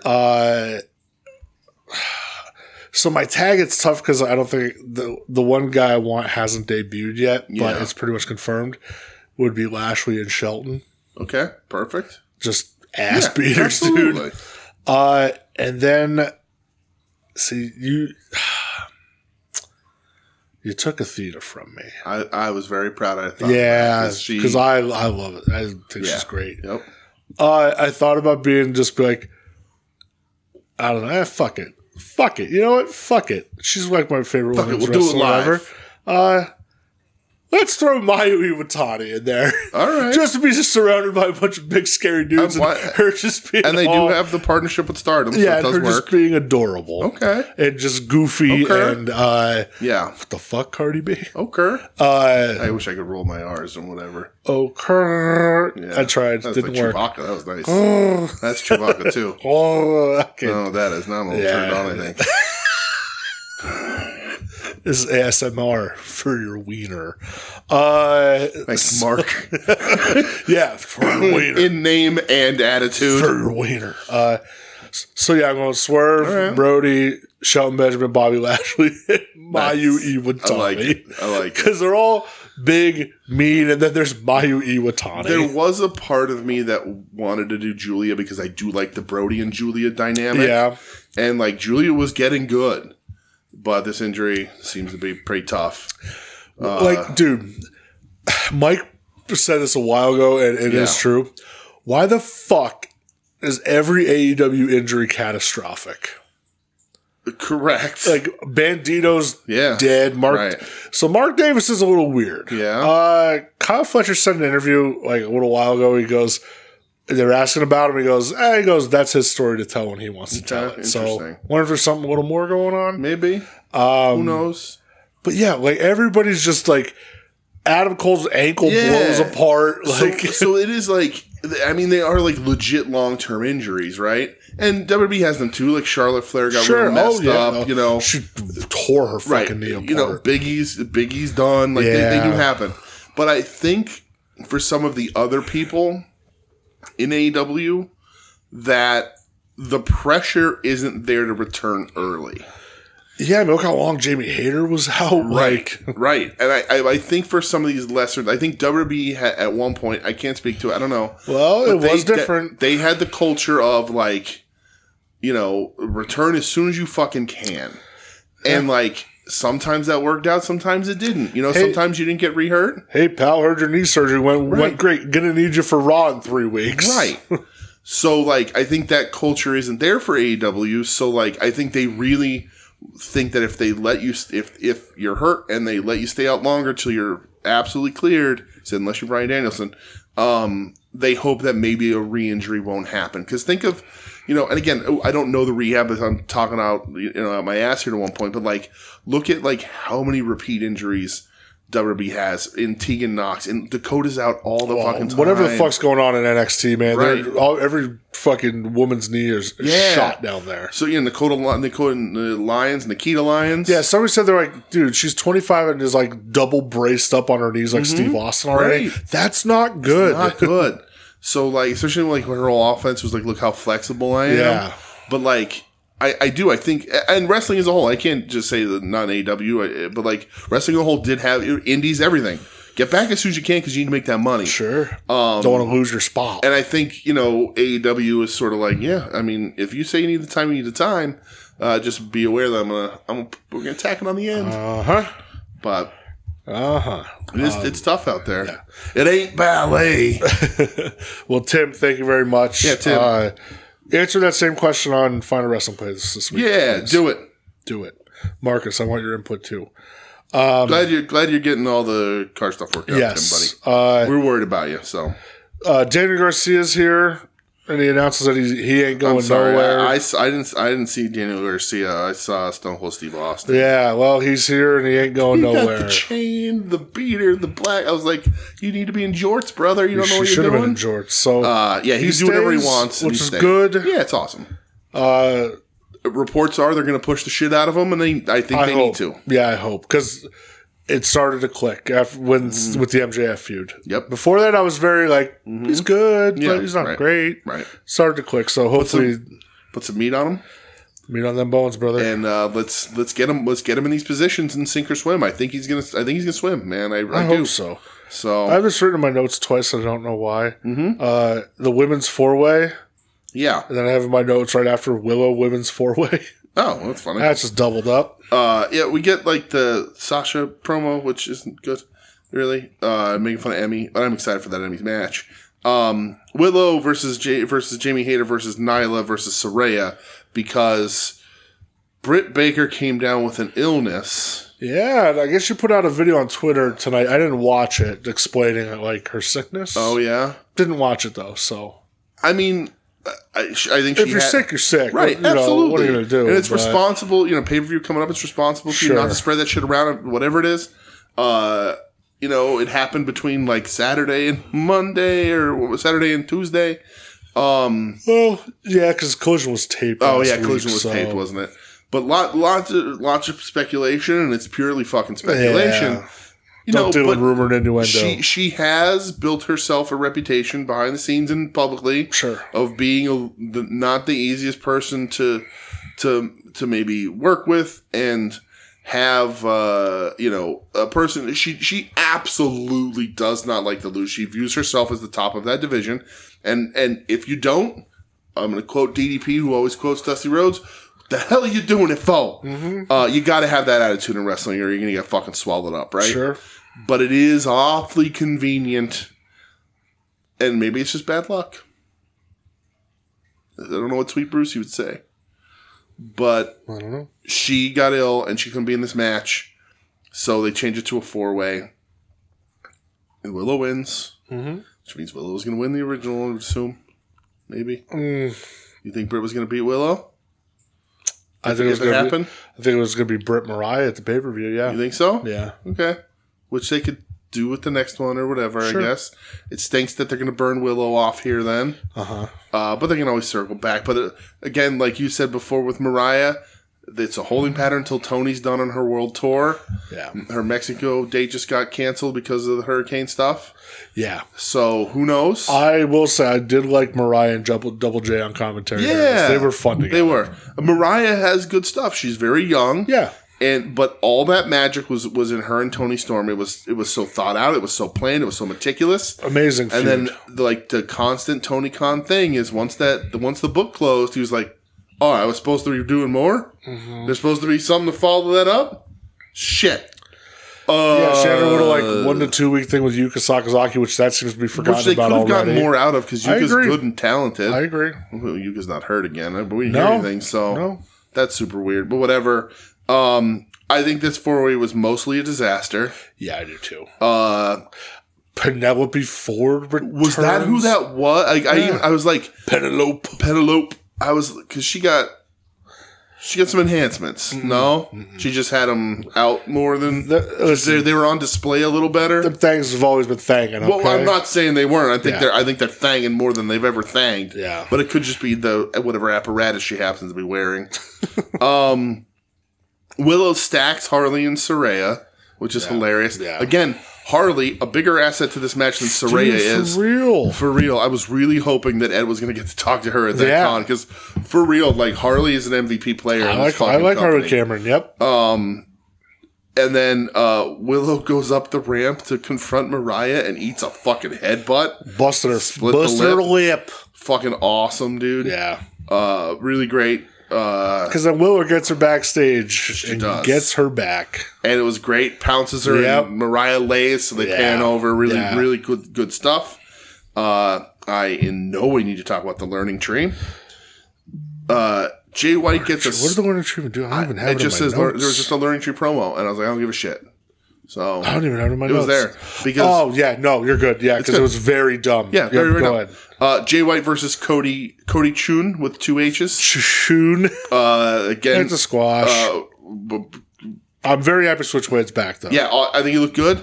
It's a squish, but a big time showcase for Jay. Yeah. This is the top of the hour, which is weird to put a squash here, but I think they're like, listen, like, this is the dude. Yeah. Like, well, come watch this dude. This dude fucking rules. Yep. And then Juice Robinson pees on Cody Chun. He does the Odell Beckham pee and taunt. Yeah, and then Switchblade calls out Hangman. Yeah. Cuts a good promo. Great promo. Yeah. So it's going to be those two at Wrestle Dream. And then, more importantly, on the ramp, Juice is yelling at the camera and his gum falls out of his mouth. And he looks down and just bends down and just sucks it back up off the floor.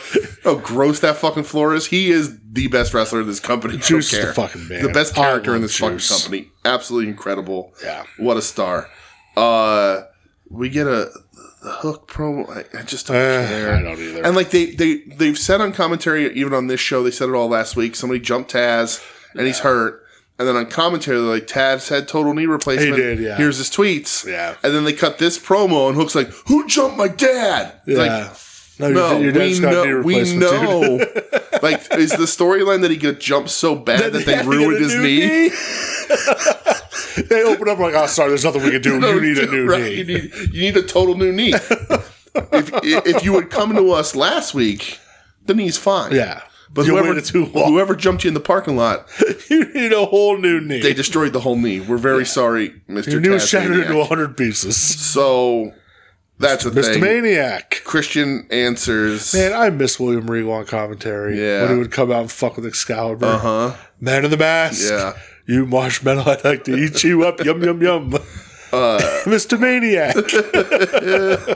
God damn it. Christian, whatever. This does nothing for me, dude.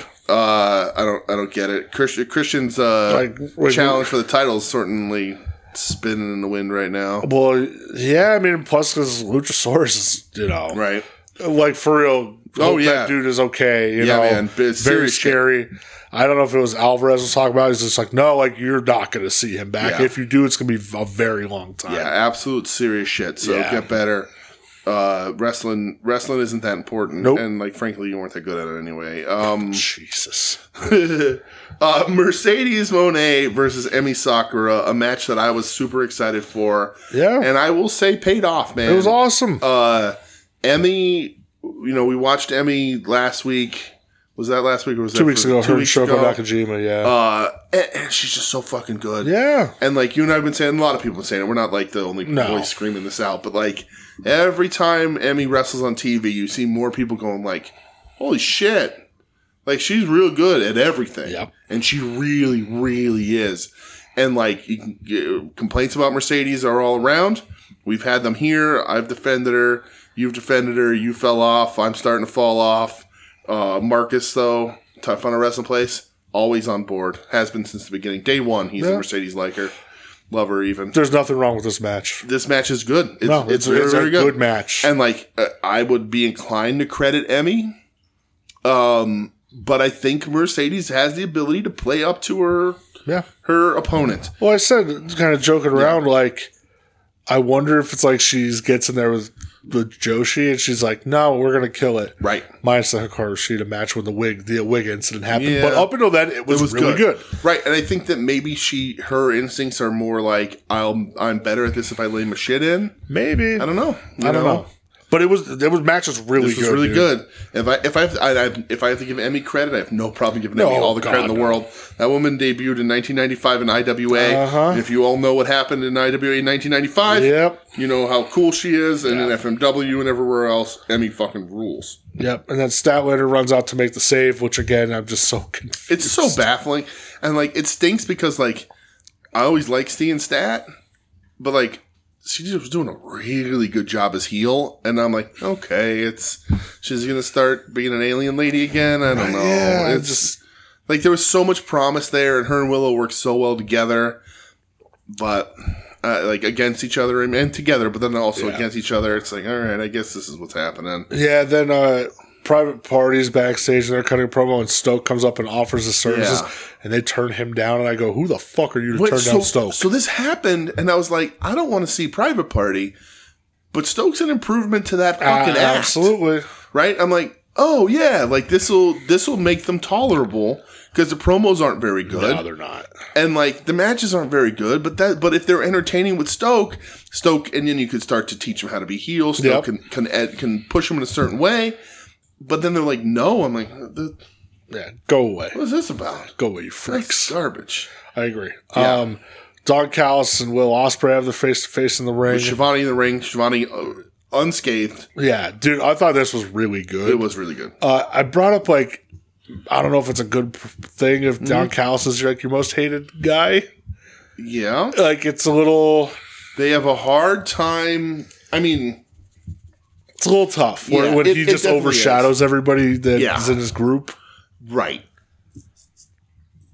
Yeah, I mean, like, he's a super experienced guy, right? So he's been doing this a long time. So he should have a really good instinct on what works and what doesn't. Yeah. Even then, I still think he's probably 60-40. I think he's a fucking part carny that just wants to get himself over, right. Oh, too, yeah, absolutely. You know? Well, he knows that if he's on TV and he's the linchpin in their success, he keeps collecting fucking paychecks. And probably 10% off the fucking top.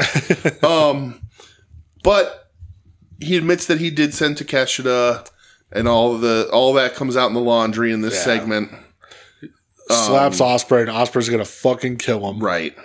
And then Takeshita runs out. Yeah. Fletcher's like... Fletcher makes the save. Not sure what to do. Yeah. And then Ricochet makes the ultimate save. Ricochet looked good, man. Hit that springboard real good. I think the springboard forearm is the best thing he's done on AEW TV. And I really mean that. He got up the ropes really fast. Like it was the smoothest thing that he did. It looked thoughtless. Like, and like, I don't mean like stupid. Like, I mean like effortless. It's effortless, right? Instinctual. Because everything else you can see, and it takes a lot of planning to do what he does. This was just boom. Like he was up there and he just did it and it looked really good. Yeah. That match is going to be really good on the tape. Is it tag? No. What are they doing? It's Ospreay, Takeshita, and Ricochet. Oh, yeah, it's a three-way, right. Yeah, that's going to be really fucking cool. I'm excited to see Takeshita, how he interacts with Ricochet. Yeah. And then how he just throws him the fuck on his head. I think it's going to be really good. But I was thinking that, like, when you said that, I was like, oh, man, it'd be kind of cool if, and maybe they'll do it, like, is Collision on this week even? No Collision at all? No. Because, like, Ricochet Ospreay tag team would be kind of fun to go up against like Fletcher and Takeshita versus Ricochet and Ospreay. I think that you'll get there after this. Would be it'll be fun for a little bit, sure. And then Ospreay and Ricochet will always sort of split off, and like not a heel turn, but sort of like I can't work with you. You could always come back to it, like mutual respect, kind of. Yeah. So this is gonna be cool. That is the potential steal. What is 100% seemingly on paper a thrown together pay per view with almost real. Like, and again, and other people have said, I think Trevor Damon said it. We say it, like we've complained before. They've run some pay per views, especially at the end of the year, where we're like, "What the fuck are you doing?" And then we sit here fucking pulling our hair out because of the best matches we've ever seen. It's like that's Jesus just their Christ. It's just their fucking MO. And the thing is, you don't need that much story because Mox Dragon is they're gonna be like. Yeah, we're going to take match of the year in fucking October. Like, that's just what we're going to do. We'll see. They got a chance. They have a chance. Maybe they won't. But if anybody has a fucking chance to do it, it's those two guys, right? I agree with that. And then you have this on top two. So, like, wrestling has survived for decades on two-match cards. And I think it's going to be a little better than that. Because you also have Jay White and you got Brody Darby, who's going to be fucking crazy. They're just going to kill each other. Like, the storyline isn't great, but there's cool matchups. Yeah. So we'll see what happens. What do you think of this, like, pseudo top flight heel? Who gives a fuck? Like, what's happening? I just don't like. Listen, You're the one who says, let's try shit. No, absolutely. We want to get guys out there. Absolutely. So this is... but they're breaking them up. This is what you're doing. Right. This is what's happening. And I still stand by that. I think you need bodies out there. Sure. But then a breakup isn't going to matter unless I care first. Oh. And, you got to get them out there as a team. The dreaded breakup. Because, but there's nothing to dread. I think it was Mike said, great, this will main event Rampage for the next 20 weeks. Because, they haven't, if you get them out there and you're doing some shit with them and then they break up, you're like, okay, I guess this is whatever. Because I'm thinking that maybe they're moving action out of the way to put Leo in there more permanent with those guys to at least have one guy in there that knows what the fuck he's doing. The people will cheer for, other than Layla Gray. Shout out Layla Gray. People don't even cheer for her. No, they don't. Because they're still confused about what kind of pilots everybody is. That's true. Let's get it together. But yeah, I don't know. It's super weird. Again, if you're gonna bring them up. But you could have at least tried to get them a little over. Because again, whether they're good or not, I think the Top Flight guys were super over at one point until Dante shattered his fucking leg. Well, yeah. But doesn't mean they couldn't get back there again. And then you turn them out. Andretti's a lost cause. But I don't know. I think booking doomed these guys because one week they were commercial airlines. And then they were regular guys again, and then they were fighter pilots, and then they weren't fighter pilots. They were mechanic. It's just a weird. Yeah. Consistency was the problem here. But you could try. I don't know. Whatever. It is what it is. I do have a question for you. Is it about fucking Jungle Boy? Well, adjacent. Okay. What do you feel about the turkey leg and Katsuyori Shibata's tights?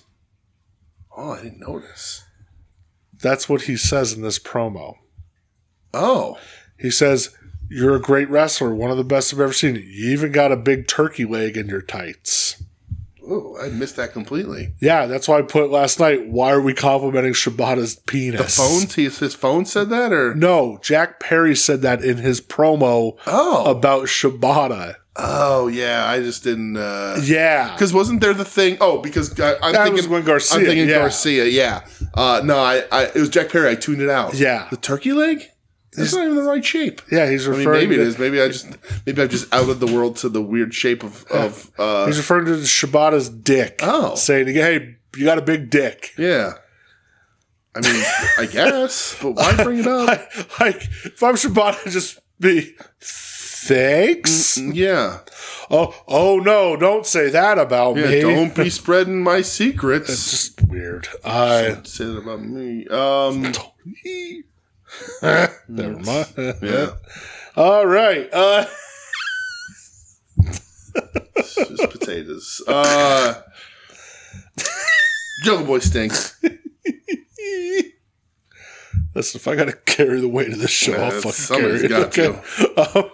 Main event, Dragon and Yuta against Claudio and Pac. It's good. It's nothing like blow you away. I think they planned on sort of the will he, won't he of Yuta to carry this match. Yeah. It didn't. It didn't. I think Yuta maybe... and Yuta looks fine. I think he's wrestling better than he maybe ever has. I do agree with that, yeah. But the character stuff, I think, is a little harder for him. Yeah. And he might be in his own head. Because even last week he was standing weird and whatever... Yeah. So I like that Claudio won't punch him. Yeah. But so the thing is, Danielson and Yuta get the win. Yeah. Moxley comes out, Dragon runs him off. Mm-hmm. Yuta's getting beat down. Claudio's finally punching him with the hammer to the ribs. Mm-hmm. Dragon comes back to the ring after chasing Moxley, beating him up all over.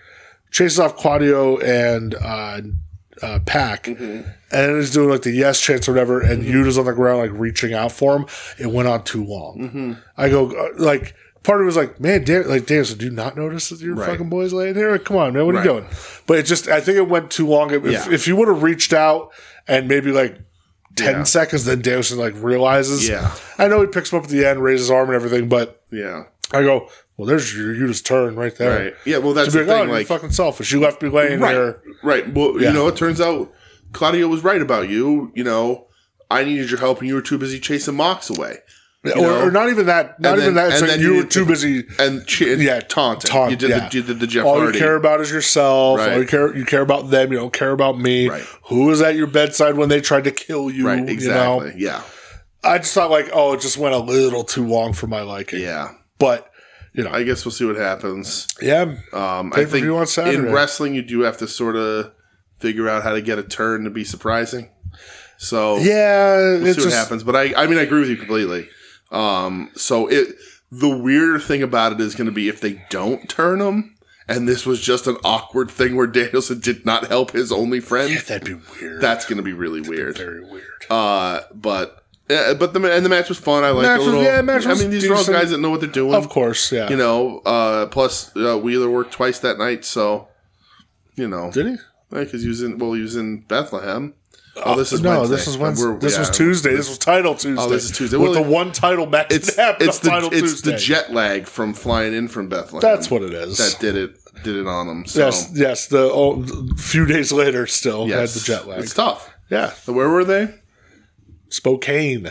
Washington, right? Yeah. That's like a 3-day flight. I've seen 3 days. I've seen the maps. I've read about this. Well, see, because what happens is Spokane is right near the edge of the dome. Yeah. That covers the earth. Mm-hmm. And so you can't just fly straight there because you might hit the ice wall. So you have to go around. So you're really, sure. Our geography man. Those are real things that people say about the real things that happen in this real ass life. And the sun rotates above us on a 33 to 30 degree axis. Yeah.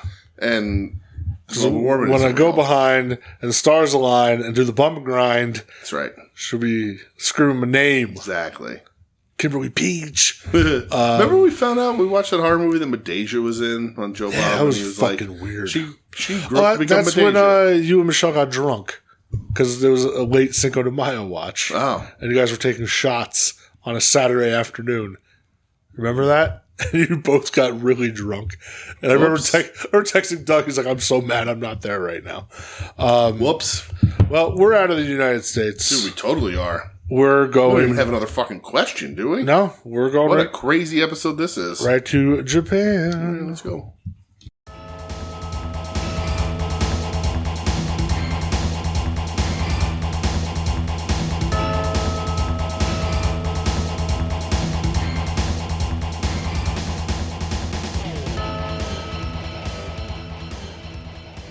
And we made it. We're in Japan. We certainly are. It's listen, Joshi Mania running wild still. It was in this part of the world here. You want to go to Stardom first? Yeah, we can start Stardom. So Stardom had their Nagoya Golden Fight event. They did. I watched 3 matches. Me too. I almost watched the 4th, but I do not have patience for hate. No. Even though I love my Natsupoi, but when I saw in the description of it that it was like a hate nonsense match, I was like, I can't do it from a girl. But Dump was there, so that was cool. That's cool. I just caught the tail end. Yeah. There was a part of the show too. Tekla broke her arm. Is that what I saw her in a cast on her social media? I don't know. Yeah. There was a part 2 in this where the Great Okan comes out. Oh. And he lays out an open challenge for the King of Pro Wrestling title. Okay. So I don't know who's going to answer it, but I don't know what's going to happen there. And was that the match with Clark Connors too? Was that this one? No. What was that in? That was like last week. Oh, that was last week already? But yeah, Great Okan plays out an open challenge in Stardom. Who from Stardom could challenge the Great Okan for that title? I don't know. Do you think they would do like a dump, fucking dump match? Or I don't know what they do. Aja Kong's doing TJP. I don't know what they do. All right, well. But it's going to happen. I hope somebody beats them. Yeah, me too. Starlight Kid versus Suzuki. I watched this, yes. What do you think? And again, I don't know, so I didn't have English commentary on this. No, I didn't either. Didn't get that feed, brother. Right. Would have helped. I don't know. I don't think Hazuki was heel before this match. Was Hazuki a heel? So Hazuki's been teetering lately. Well, full on now. Full blown. Full on heel action in this one. Yeah. And I love Hazuki. Big fan. Yep, I do too. Starlight Kid rules. Starlight Kid recently turned to babyface. They beat the shit out of each other. They absolutely do. And then Hazuki does a tiny little rip in the eye hole of Starlight Kid's mask. and the crowd boos, and she boos back at them. And I was like, yes! So that was awesome because she boos the crowd. And then Starlight Kid just gets up and slaps the ever-living shit out of her. Yeah. So that was really cool. I thought it was really good back and forth.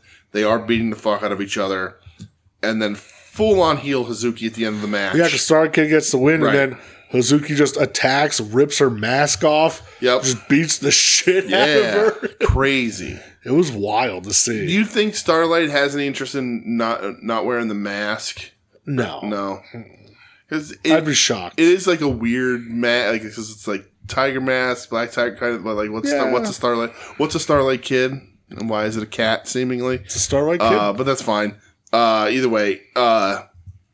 But yeah, this was really good, and I love both these people, and I like Hazuki a ton, and just full-blown heel. So I was like, is this new? Yeah, she was just very mean in this match. Yeah, really nasty. I liked it. Me too. I'm assuming you watched Mayu Iwatani versus Tony Storm. Of course, yes. I thought it was all right. Yeah, I liked it. I was happy to see Tony back in Stardom. I thought that was pretty cool. Yes. Mayu Iwatani fucking rules, though. She takes such an ass beating in this match. There was a point, and again, Japanese commentary, and I don't know if you picked up on it, but Tony has Mayu, and she threw a couple punches, and she does the big... I already know what you're going to say. She does the big wind-up. Oh, Terry Funk! And I was like, yes! Yes! Yes! And so, because of the internet discourse... Plus 80 stars for you. Because of the internet discourse that happened a few weeks ago, that is probably out there still continuing. God damn it! Oh, we have a new Tony Storm is the new Terry Funk. Oh, that's true. I don't know any other way this can go. Tony Storm is Terry Funk. Terry Funk. Everybody wanted to throw names out there for who the next Terry Funk was. Tony Storm. Fucking morons said it was Effie. And that is wild to me. But Tony Storm's the new Terry Funk. Japanese commentary said so. Yeah. So that was awesome. What does she call like the quick sit out pile driver? That's not Storm Zero. That's the Storm Zero. Yeah. Okay. What's the thing that Trent does in the other side of it, where like they're behind him and he sits down on his knees? Believes bad conspiracies. I mean, that he does do. He's definitely a weather. 100%. Yeah. 100%. Yeah. I'm not sure. Okay. I'm not sure. But anyway, Tony Storm chains like 3 or 4 of the pile drivers together. Yeah. And I was like, that's cool as shit. I just didn't like that it might have just kicked out too. I was I like, did. I was like, come on, you just hit your finisher like 4 times in a row. And then Tony goes for the corner spot. Mayu kips up, and it has I jumped. Yeah. Coolest, best finishes I've seen in a while. That super kick she hits on her the is super gross. kick into the prettiest Poison Rana ever. Yep. The double jump in the corner into the Poison Rana for the win. I thought the finish of this match was fucking great. I will agree with that. The whole match was fine to good. I think Tony's still trying to find her feet back over there a little bit. Mayu's a great opponent. I love Tony's gear. Like, I think that's some of the best gear she's had. The crowd likes her. She does the whole gimmick over there. But that finish, pretty much like out of nowhere on Mayu, hits it fucking beautifully. Incredible finish. I love Mayu because post-match she said that, how are you, Korakuen, even though they're in Nagoya. Nice. And then also she broke the trophy that they gave her at the end. Oh, no. What's she get a trophy for? Just like you get a trophy when you win and defend your title. Oh, okay. And it's this little trophy, and it just, like, she's sitting there, she puts her hand on it, and just cracks, and she just goes, oh. And it was so fucking funny. I love she's so fucking gullible. I love her so much. What a klutz. She is. That's my klutz. So Mexico's canceled. Yeah. So do you think she shows back up in AEW a little sooner? No, I don't. You leave her I off think she's still going to go to Mexico. Yeah. Leave her off. Why not? Because the division needs her, but I can understand. I get it. But, are you just going to jump right back in? What are you going to do with her? Right. Right. I get it. And then main event for the red belt. I watched this one, brother. Tam Nakano versus Suzuki. Yes. I have in my notes, great match. Y'all must have forgot about Suzuki. Right? So fucking good. From the first time we saw her, we were like, who is this? Yeah. What's happening? That goddamn table spot, dude. I have it in my notes. Table and top rope spots were brutal. Absolutely insane. That table spot was so gross. Yeah. It was like a full Nelson sort of release. I don't even know It what it was weird. Like I don't know, whatever. Off the apron. Through a half up table. Yeah. Absolutely crazy bump. Tam goes through the table. Absolutely fucking great. Both of these two were so locked in on this. Absolutely. Tam hits one of maybe the best tiger suplexes I've ever seen. Yeah. To a kick out at one. Yep. This is awesome. Yeah. Suzu Suzuki, she's only like 22 yeah, she's or so 23. young. Yeah, it's incredible. Unbelievable. She's fucking awesome. And then we get one absolutely perfect Saito suplex. One a little bit lesser of a Saito suplex. And then the third absolute garbage Saito suplex. I know. I want to make guys should just stop at the first. The first one was perfect. Yeah, it was gross. And then a head up German for Tam to win. Yeah. Good match for Tam. Yeah. Suzu I like rules. this a lot. This is a really good match. We talk about Tam all the time. Everybody talks about Tam. Suzu is going to be the one. Like, Suzu's going to be the ace of this company because she has the age and the talent. I hope. Like, she's that fucking good. Suzu is fantastic. She is a shit kicker of shit kickers. Yeah. And it fucking rules. Suzu, you fucking rock, girl. Tam's improbable title reign continues. Dude, but she's earning it. Like, this sounds so silly, but, like, Tam having her hair cut shorter, for some reason I like her a lot more. I don't know why. I liked her perfectly fine before, but she looks more like a badass, I think. I like that as she wrestled, all the little, like, frou-frou, like, tool fabric pieces kept falling off of her outfit. Yeah. Like, not in, like, a creepy way. They were just, like, little sticking out, and they just would, like, she'd do something and it would, like, float to the ground. I was like, oh. Yeah. All right. Well, no more Stardom. That's over with. No more. Oh, sorry. So we'll go to Tokyo Joshi Pro, the All Rise show. I only watched one. You did not watch Ryo Mizunami versus Arisu Endo. Oh, no, I did watch that. All right. Well, then there you go. So you'll watch two. I watched two. So Ryo Mizunami versus Arisu Endo. Yeah. I like Ryo. I'll tell you what, man. I'm so high on Arisu Endo. Yeah. I think she's got such a bright future. I think next year you're going to see her win one of the singles titles. Okay. I like these two together. I think Ryo brings out the best in her. Ryo's been having a good little run here again. Yeah, she's had a nice year. Yeah. I thought this was awesome. Yeah. Endo was in a tag team, right? Yeah, brother, fucking Daisy Monkey. Daisy Monkey, right? Yeah. With Suzume. Yes. So, yeah, Endo looks good, but this is like, can we get a single star here? And I think they do.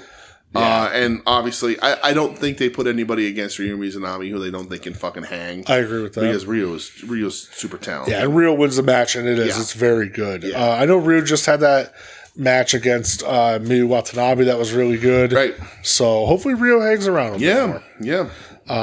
Was she hurt? She disappeared for a while. She was working other places. I think she was just going elsewhere. She was AEW for a little bit. Your doctor's threw a temper tantrum. because Rip's laying in the bed. Sorry. I know what it is. That was real funny. She's got to go out. Aww.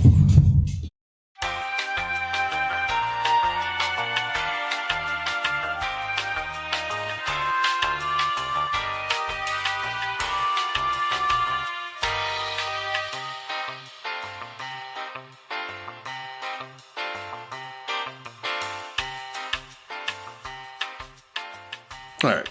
Dog's taken care of. Thank you, Buggy. Next match. Main event. Yes.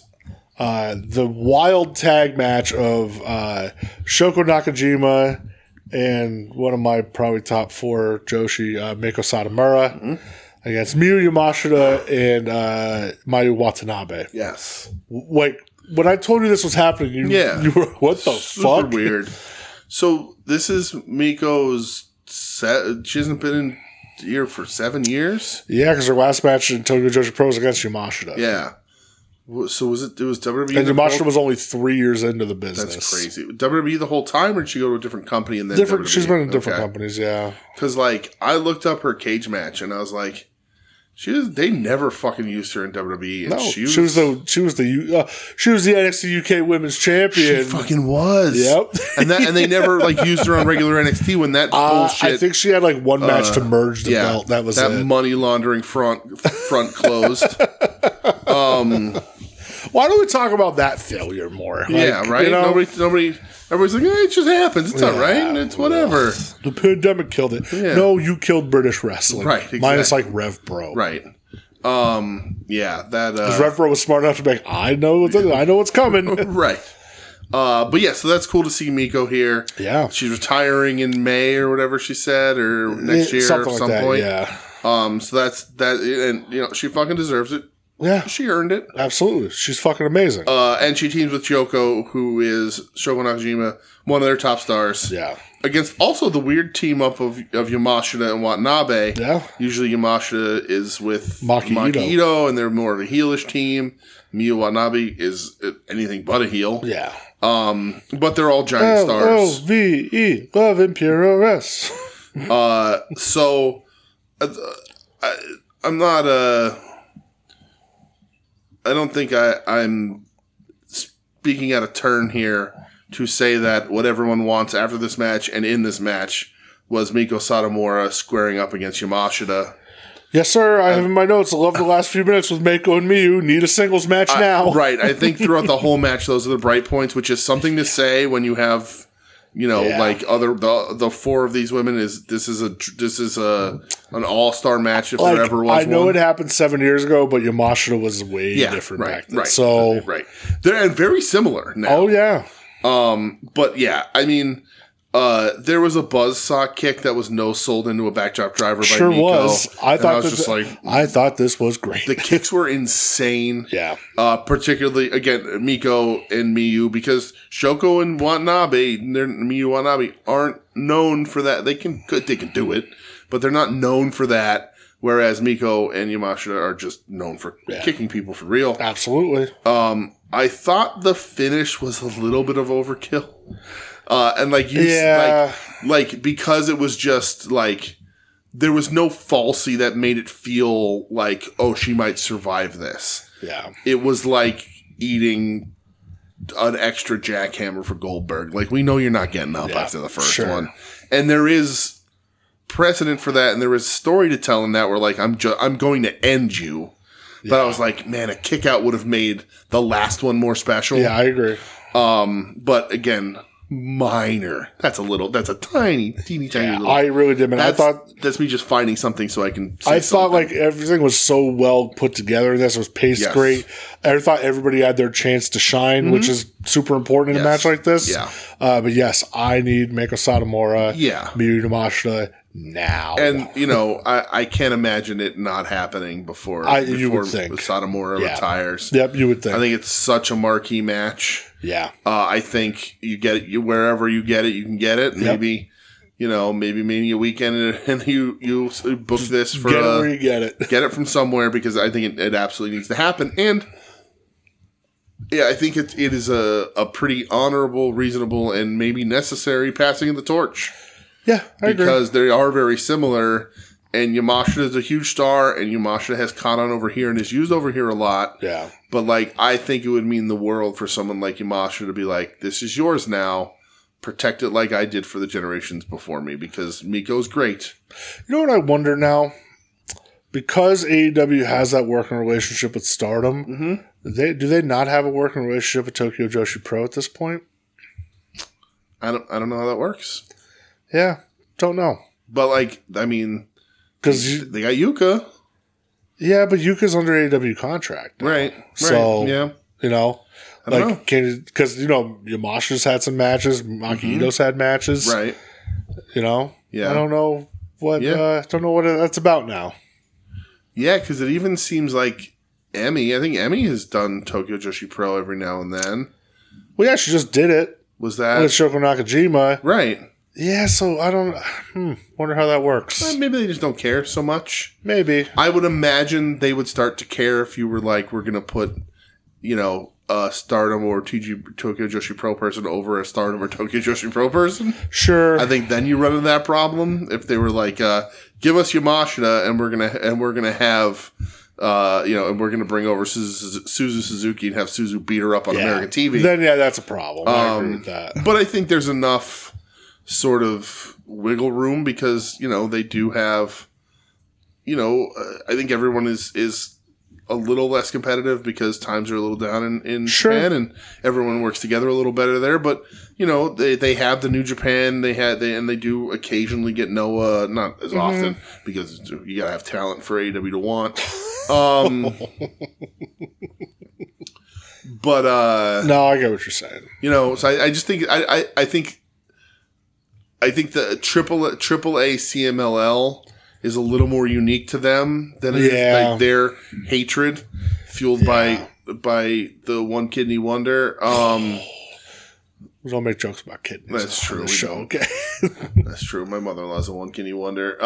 Jesus. She is. She got one. I know. It works. It's fine. Yeah, perfectly functional. When they take one because it was a medical reason. You took one. You're technically in kidney failure. Like you're classified as kidney failure. Yep. It's pretty crazy. Even though it's fully functional, it does the kidney failure. Your quality of life doesn't lose at all. But if that kidney starts to go, it's a big bad deal. Then you're dunzo. Right. Dunzo Amore. You see, who the fuck said he should get a shot in AEW? Big Bill. Big Bill. Was that? No, there was somebody else this week. I swear to God, somebody else said it. I don't know. But I don't remember who it was. But anyway. This match fucking rocked. This match fucking rules. Sorry, it's complete sidebar. My brain works that way. This match fucking rules. This is a great Joshi showcase. If you ever need one, and there's a bunch. Last 2 weeks we've been really pumping this stuff up as it's really been great. Yeah. It's again, arguably the best wrestling in the world right now. Yeah, I agree. An AEW pay-per-view, of course, will probably be better than that. But, not all of them. And, these matches can go on any card, anywhere, and you're going to be like, holy shit. I agree with that. So, if you're still sleeping on Joshi, please stop. Go watch some of this shit. You need to know how to do it. We'll help you out. We'll give you match recommendations. We give you match recommendations here. But even if you just want to check people out and go and look, there is so much cool shit happening right now. There really is. There's a lot of cool shit. The matches are fucking awesome. So, we're going to continue, if I only, again, if you were, gun to your head, you can only watch one kind of Japanese wrestling for the rest of your life. I'm probably going to pick Joshi. Yeah, honestly. Me too. At this point in the state of all the... New Japan's on their tour doing stuff that I just don't give a shit about. No interest. Noah might as well be closed. Even though Finley and Yoshihashi had a banger last week. Right, absolutely. Noah might as well be fucking closed. Yeah. Ed's the only guy who watches GLEAT. DDT I fucking rules. don't think even Ed watches GLEAT anymore. I love DDT. Ricochet was just over in GLEAT. Oh, yeah? Team with Shima. Oh, nice. DDT is great. DDT is my favorite sort of quote-unquote men's promotion over there right now. But the Joshis have been fucking unbelievable. Killing it. Just absolutely killing it. Yep. So, well, with that said, what were your favorite matches this week? Oh, man. I got to go Tam Suzu for just how fucking hard it was. And that table spot is maybe the coolest thing this week. It was wild. So while I could probably predict yours for that, but that's I'm going Tam Suzu. And in the United States really got to. Can I just say the Hell in a Cell even though I didn't watch it? Yeah, why not? Some clips. Johnny TV versus Darby Allin. Shit. There was nothing honestly outside of that I thought was even remotely good. Dude. Yeah, I mean again, the tag match was good, but does that gotta be my match of the week? Because I kinda like Jay White, Cody Chun better. Well, then there's your match. Oh no, because we talked about it and we skipped over it while we were talking while we went through the show. I can't believe we both skipped over it, but Hologram Commander was very good. It was good. They had a great recovery from a botch spot that commentary did not call out. Sure didn't. And it looked nice. It looked relatively seamless. And the powerbomb was supposed to be a Rana. Hologram Commander, as we talked about Jake and the LFI, but then we didn't talk about this match. Hologram Commander, I'm going to give that the nod. All right. Just because. By default. Because I didn't watch the Heck in a Sec. So. Well, for me, CM Punk, Drew McIntyre, Hell in a Cell. Sure. Fucking brutal. Loved it so much. And then, for international, definitely going with Miko Satomura and Shoko Nakajima against Miyu Yamashita and Miyu Watanabe. Excellent. 4 of the best Joshi you'll ever see. Absolutely. Just beating each other's asses. Yes, sir. And I will never complain about that. So, right. Did you buy anything this week? Shit. Well, wrestling related. My Vader came in, and I did technically like pay for it this week. And I ordered one, and I got the goddamn chase that I didn't want. Who would have ever thought you'd be upset about getting a chase? Right? I know. Yeah, but I wouldn't be so. If and I know that he didn't always have it, but like, there's no Vader time on the. It's on the back. When he wore it backwards? I'm pretty sure, yeah. For real? I'm pretty sure. Then I'm not gonna get rid of the fucking chase if it's from when he wore his gear backwards. Let me see. There's no way it's from when is it really when he wore his gear backwards? I feel like it would be. That'd be fucking hilarious. Then I'm just if that's the case, I'm just gonna go buy another one. I'm sorry, but I didn't realize it was to commemorate the time he wore his fucking gear backwards. Why else would they have that gear? Well, because it was his WWF gear. Yeah, but it had Vader time on the front. Yeah, on the front. And I just thought they just fucked up. I don't know. I'm pretty sure that they put it on the back. I'm trying to find like photos right now of the chase. Oh my god, where the fuck? Hold on. I swear to God, I was going to trade it, and I know I said I was going to, but if it's to commemorate him wearing the gear fucking backwards, that also means we're half a step away from Ahmed Johnson with his booty cheek out. They don't have a picture of the back online. So I have to cut it open. If I cut it open, I can't make the trade anyway. Yeah, see, there's the picture with the cape. But he never wore the cape with that gear. No, not with that gear. But if it's his gear backwards, then that's fucking hilarious. I know. I'm going to have to do an inquiry here.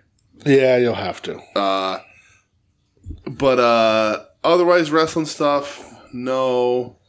I did start Christmas shopping early for you, so that's a thing. Don't you do that. I saw something that I thought you'd really like, and so I picked it up. Oh, you son of a gun. And obviously, I was in New York, and we spent a bunch of money yesterday. I said that a couple of times. Bought a book at an art gallery. Bought some really good food. Dude, we stopped at a halal cart. We were walking the High Line. We came down off the High Line to go to the art gallery. And we were like, let's just eat something. Yeah. Let's just go over to this cart and get a fucking hot dog for now. Get you a hat egg. And it was a halal cart. And they had hot dogs, but they also had lamb over rice and falafel over rice. Hell yeah. And he put like spicy sauce. Michelle and I stood in the middle of the sidewalk in New York City eating fucking halal food out of a tray, and we were like, this is the greatest food I've ever eaten in my entire life. That's awesome. It was fucking awesome. And then I had a really great pizza. So obviously the travels of all that, we rented a car and all that shit. So we bought all that. You had a good pizza. I had a great pizza. Okay, no Vader time on the back. No? No. Okay. So you can get rid of it. So then why make the gear without the Vader time on the front? Makes no sense. He never did he ever have that gear without Vader time on it? Maybe. I don't know. The main one is the more iconic one. Yeah. That's so weird. Yeah. All right. Well, it's weird. But yeah, that's it. I think that's all I bought. The only thing, I got my Vader in, I got the normal one, and it's fucking amazing. My Farouk chase arrived, my Farouk arrived. Yeah. I was nervous I was going to get the chase. Yeah. And I didn't know what the gear was from. The chaser has the purple pattern and shit, right? Kevin Ford posted about it. Yeah. It was a random match on Shotgun Saturday Night. It was Too Much. Okay. That was the name, right? Yeah. Too Much versus Farouk. Too cool? No, Too was Too Much at first because it was Too Hot Scott Taylor and Too Sexy Brian Christopher. Yeah. Versus Farouk in that gear and Too Cold Scorpio. Jeez. Farouk, this is right when they kicked him out of the nation. Oh. Yeah. Okay. But I got the normal gear, which is perfect. Yeah, right. Which then... Ben, Bill McKean is on one if he's picking this wild shit. Yeah, from a Shotgun Saturday Night. Give me Terry Funk from that Shotgun Saturday Night with Stone Cold. Damn right. Also, give me the Vader with the fucking shit on backwards. What's your problem? Yeah. Why did that Vader time? That's the coolest thing about that gear. I know. And then Christ. It made me realize, fuck, I really want Nation of Domination figures. Did you go in on them? So I'm still waiting for my Rock Monday Night War. I don't know if it'll ever arrive or not. With the R on the shirt? Yeah, because that's Nation of Domination Rock. Is that's Farouk still in the Nation when he did that? Yeah. Okay. All right. Even if it's not, whatever. That's fine. And then I bought on eBay for $12. the Kama Mustafa Legends that they just put out recently. Okay. Where he has like the Kufi. Yeah, so I got that. Nice. I'm still hunting the D-Lo. From that same line, right? It's a little expensive. Really? Yeah. Oh, man. It's so funny because our Target was like lousy with them, but we were like, why do I want a D-Lo? Yeah. And then there was, they did a Decade of Domination Mark Henry one. Yeah. In his Nation gear. Yeah. Dude, it's like $100. Well, it doesn't look that good either, I think. It's pretty good. Is it? Yeah.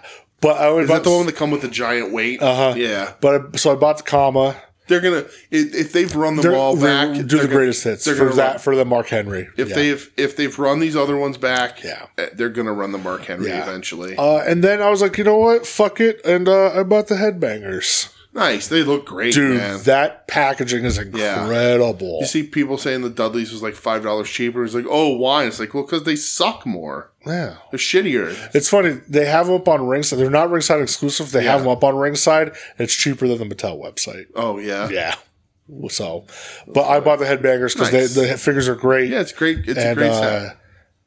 I was watching old Headbangers matches, and it's crazy. They're wearing like Typo Negative shirts, obituary shirts. I like the Headbangers a ton. Dude, I mean, the fucking stage dive finish was so sick. Like that's right when we were doing all that shit. So it's just like there's my guys right there. Yeah, they rule. So. I too have a Marilyn Manson shirt that my mom does not like me to wear. Very true. I too wear skirts. I never wore a skirt. No.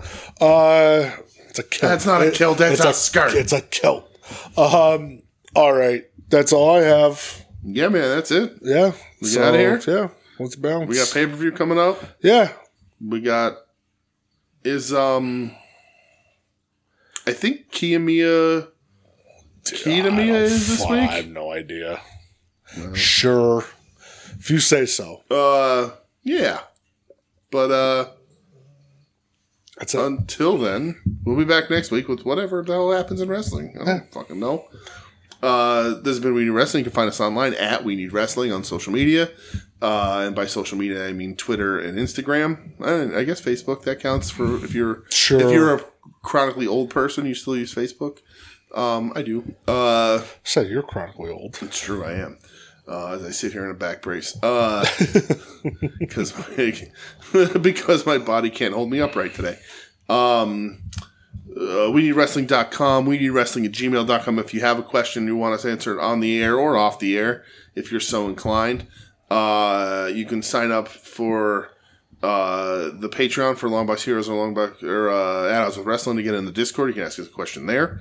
But we are a proud member of the Soon to Be Named Network at STBN Network on social media, soon-to-be-named-network.tumblr.com for all the shows, such as up to and including Final Wrestling Place, Tim and Marcus, At Odds with Wrestling with Joe and Adam, Long Box Heroes with Joe and Todd, Long Box Heroes After Dark with Todd and Joe. Our other show, Wings on Wings, which had a big announcement this week. Sure did. Tatum put it out on video on the social media as a video because she's the most photogenic, and actually the most willing to be in front of a camera. Duck some credit. Well, yeah, Doug's a great looking guy. That's why I changed it to most willing to be in front of a camera. Yeah, there you go. But for Wings on Wings fans, if you're a crossover fan, why? And also, we have a hot sauce coming out. We're going to put together a little small run hot sauce, so those will be for sale when they happen. And Profane Argument, Puzzle Warriors 3. Did I miss anything? I don't think I did. Hayabusa Speed, that'll probably never happen again. Adds on to bigger and better things. Sure, always. Yeah, always on the up and up for that boy. Yep, always just improving, getting better. So, but other than that, we're out of here. That's it. Thanks for listening, and we'll be back next week. Go watch some horror movies. Yeah, let us know what horror movies you're watching. Report back. Yes, you fools. Doug, we need your list. Get me that list, boy. Picture written down. Picture with your face in it. Your face in it, Doug. Get me your face. Forget what I said earlier. Your face. Give me that face. Doug is the face of the network. I'm going to rip your face off and shove it down your throat. Then you're going to shit it out. So next time you take a shit, you're going to shit your own face out! You're listening to the soon-to-be-named network, the Lamborghini of podcast networks. Knock it off, nerds!